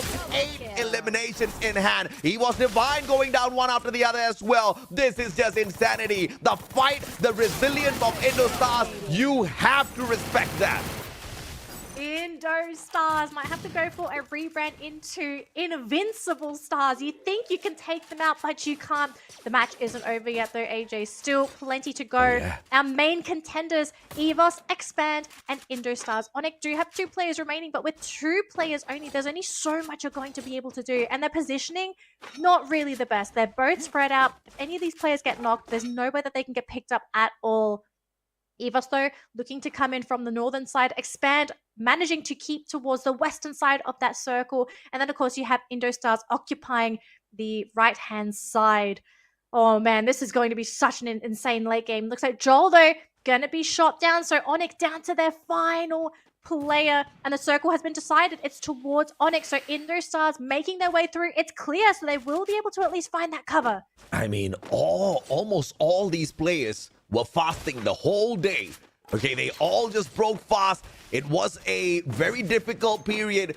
First 3 weeks during the month of Ramadan, fasting and breaking fast, getting into these matches, but they are showing us their resilience. Once we are done with Hari Raya, they are going to come back even more stronger, and the Southeast Asian scene is just going to pop on a whole other level. Expand hanging on, 2 Indonesian teams surrounding them, but I have to say, Indostars, they have won the day. At the end of the day, they wanted to be the #1 team, and they are standing as the #1 team in performance, admirable in terms of performance. And look at the positioning as well, all splitting up. No Riptide Rhythm can tear them apart because they don't know who's been eliminated. It is possible that the Skylar is still out there.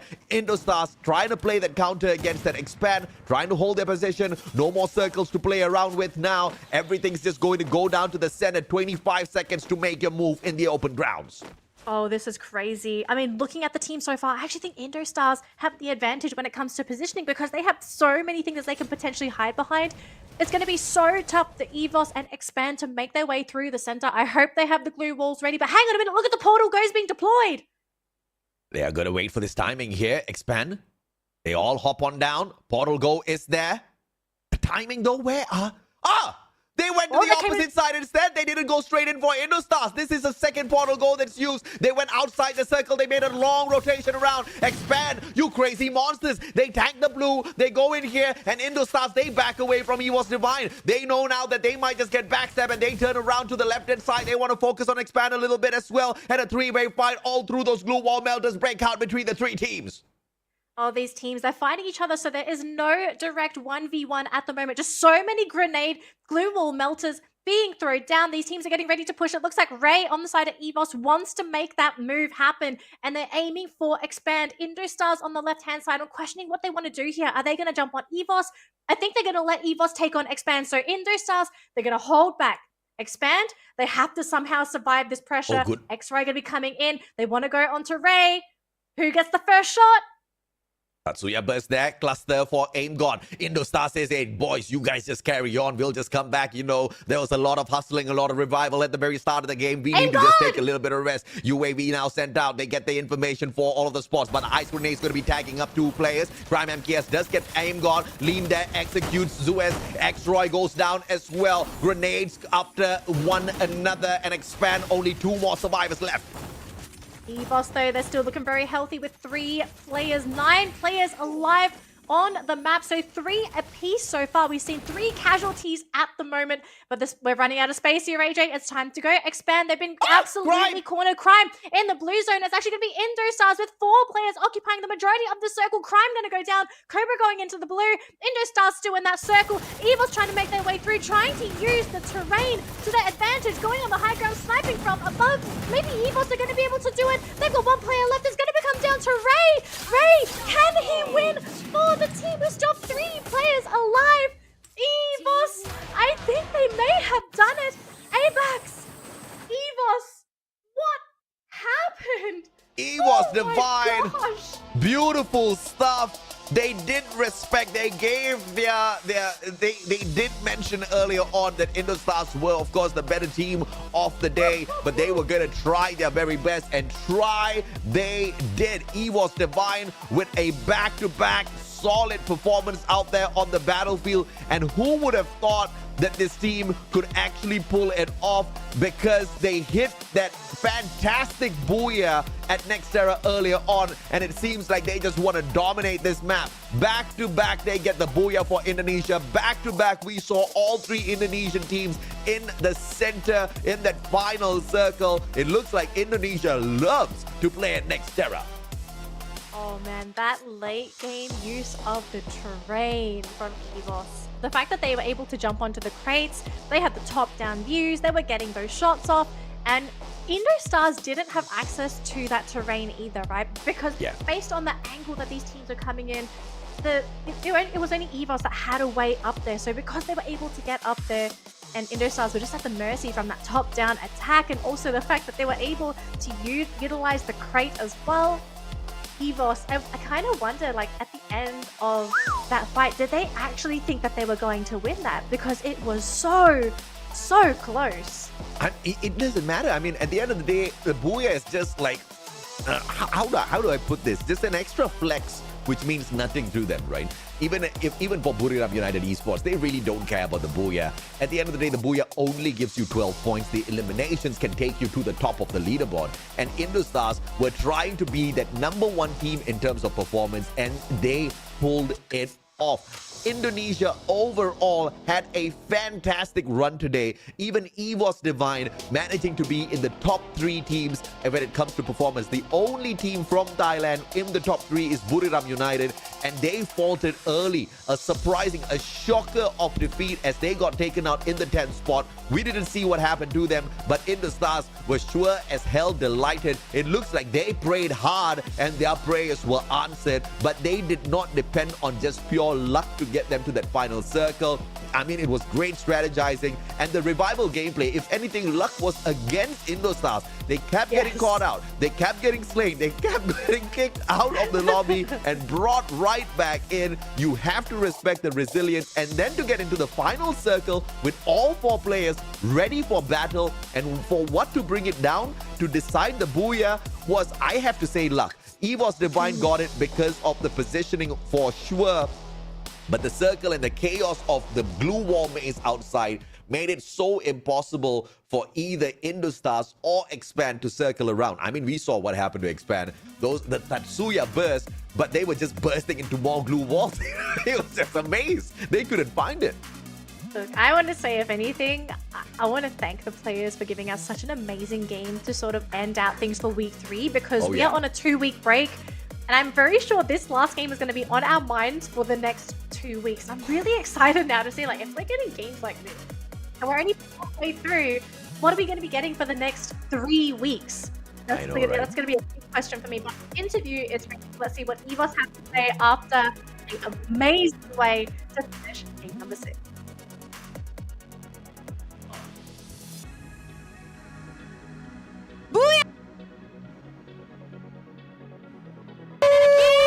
Wow, first booyah that Indonesian team finally got a 3 booyah today. Oh my God.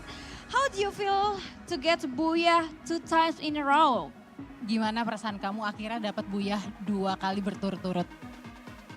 Kalau buat Buya sih sebenarnya kita udah setting. Kalau main match 1, 2, 3, 4 itu ya udah nggak apa-apa lah, biar yang ono senang dulu.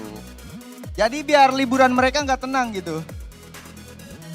Yeah, so we already set it up for the booyah today. So for the match, the first, the second, the third, and the fourth match, that's fine. But so that the other teams can enjoy their holiday. Okay, but I don't know. I always like you answer. So next, what's your go-to weapon for FFWS SEA? Apa senjata andalan kamu untuk FFWS SEA ini? Buat FFWS SEA pelontar sih. Cuman kan disuruh nggak boleh main bom katanya. Iya, M79. F79. Yes. Ya. Any word for the bottom 6 team? Ada yang mau disampaikan nggak untuk 6 tim terbawah?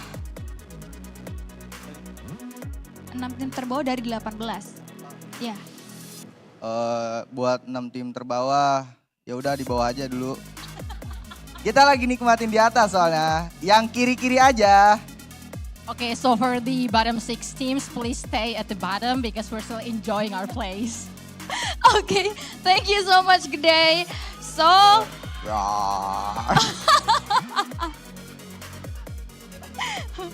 see you after Eid holiday. Bye-bye and back to you, Shotcaster.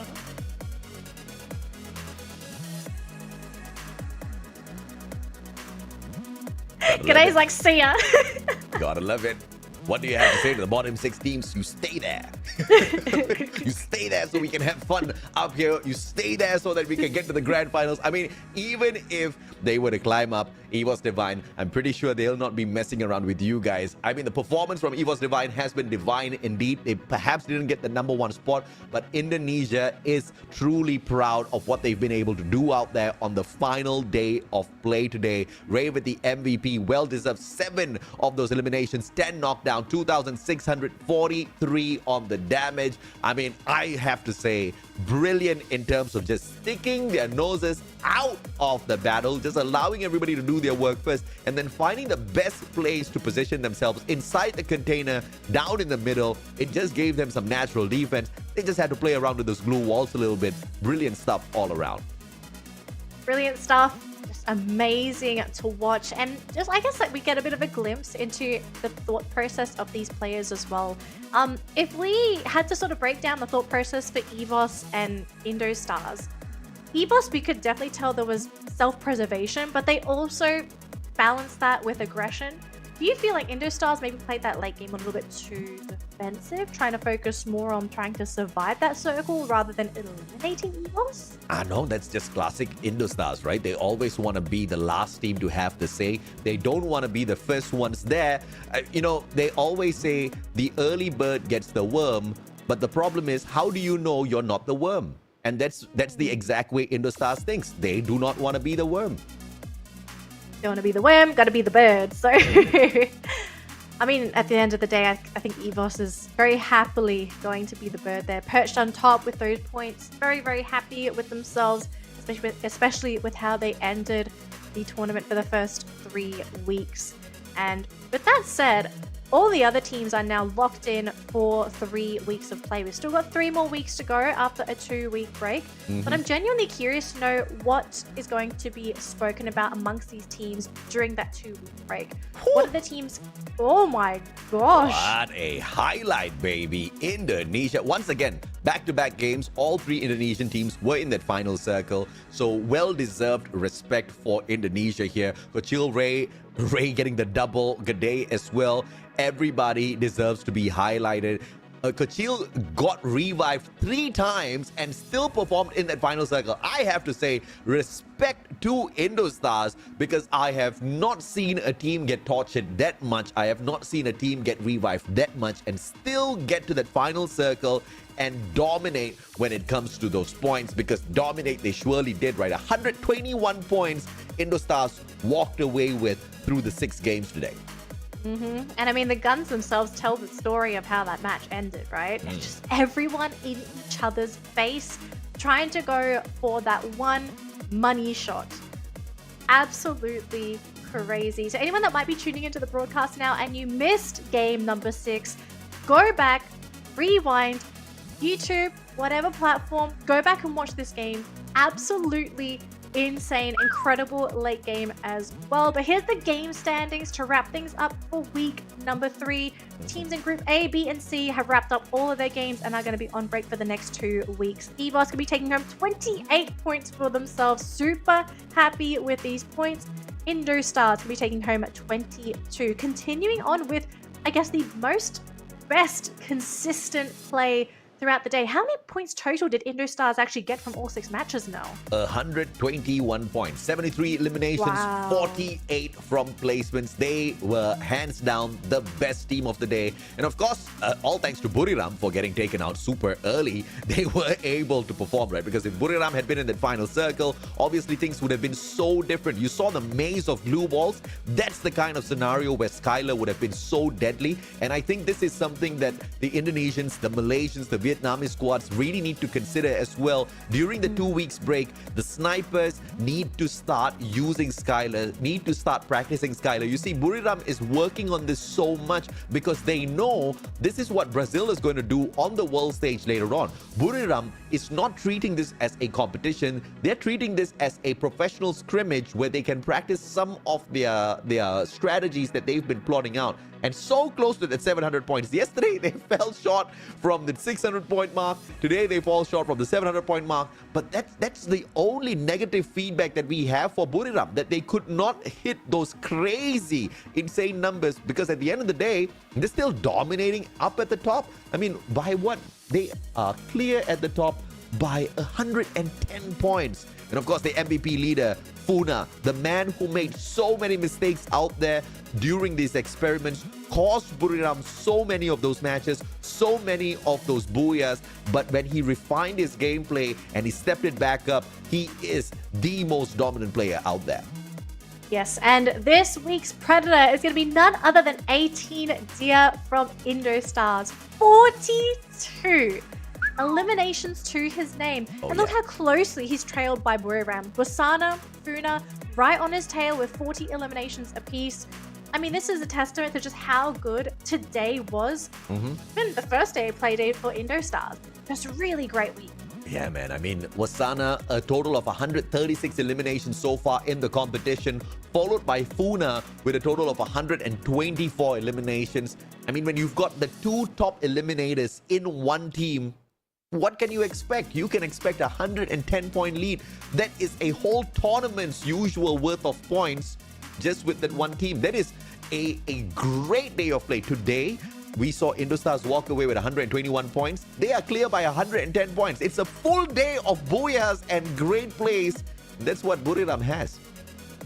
Well, that's going to be it for us, folks. Thank you so much for tuning in to the Free Fire World Series Southeast Asia 2024. My name's Natalie. His name is the Mustachio AJ. We'll see you in 2 weeks' time.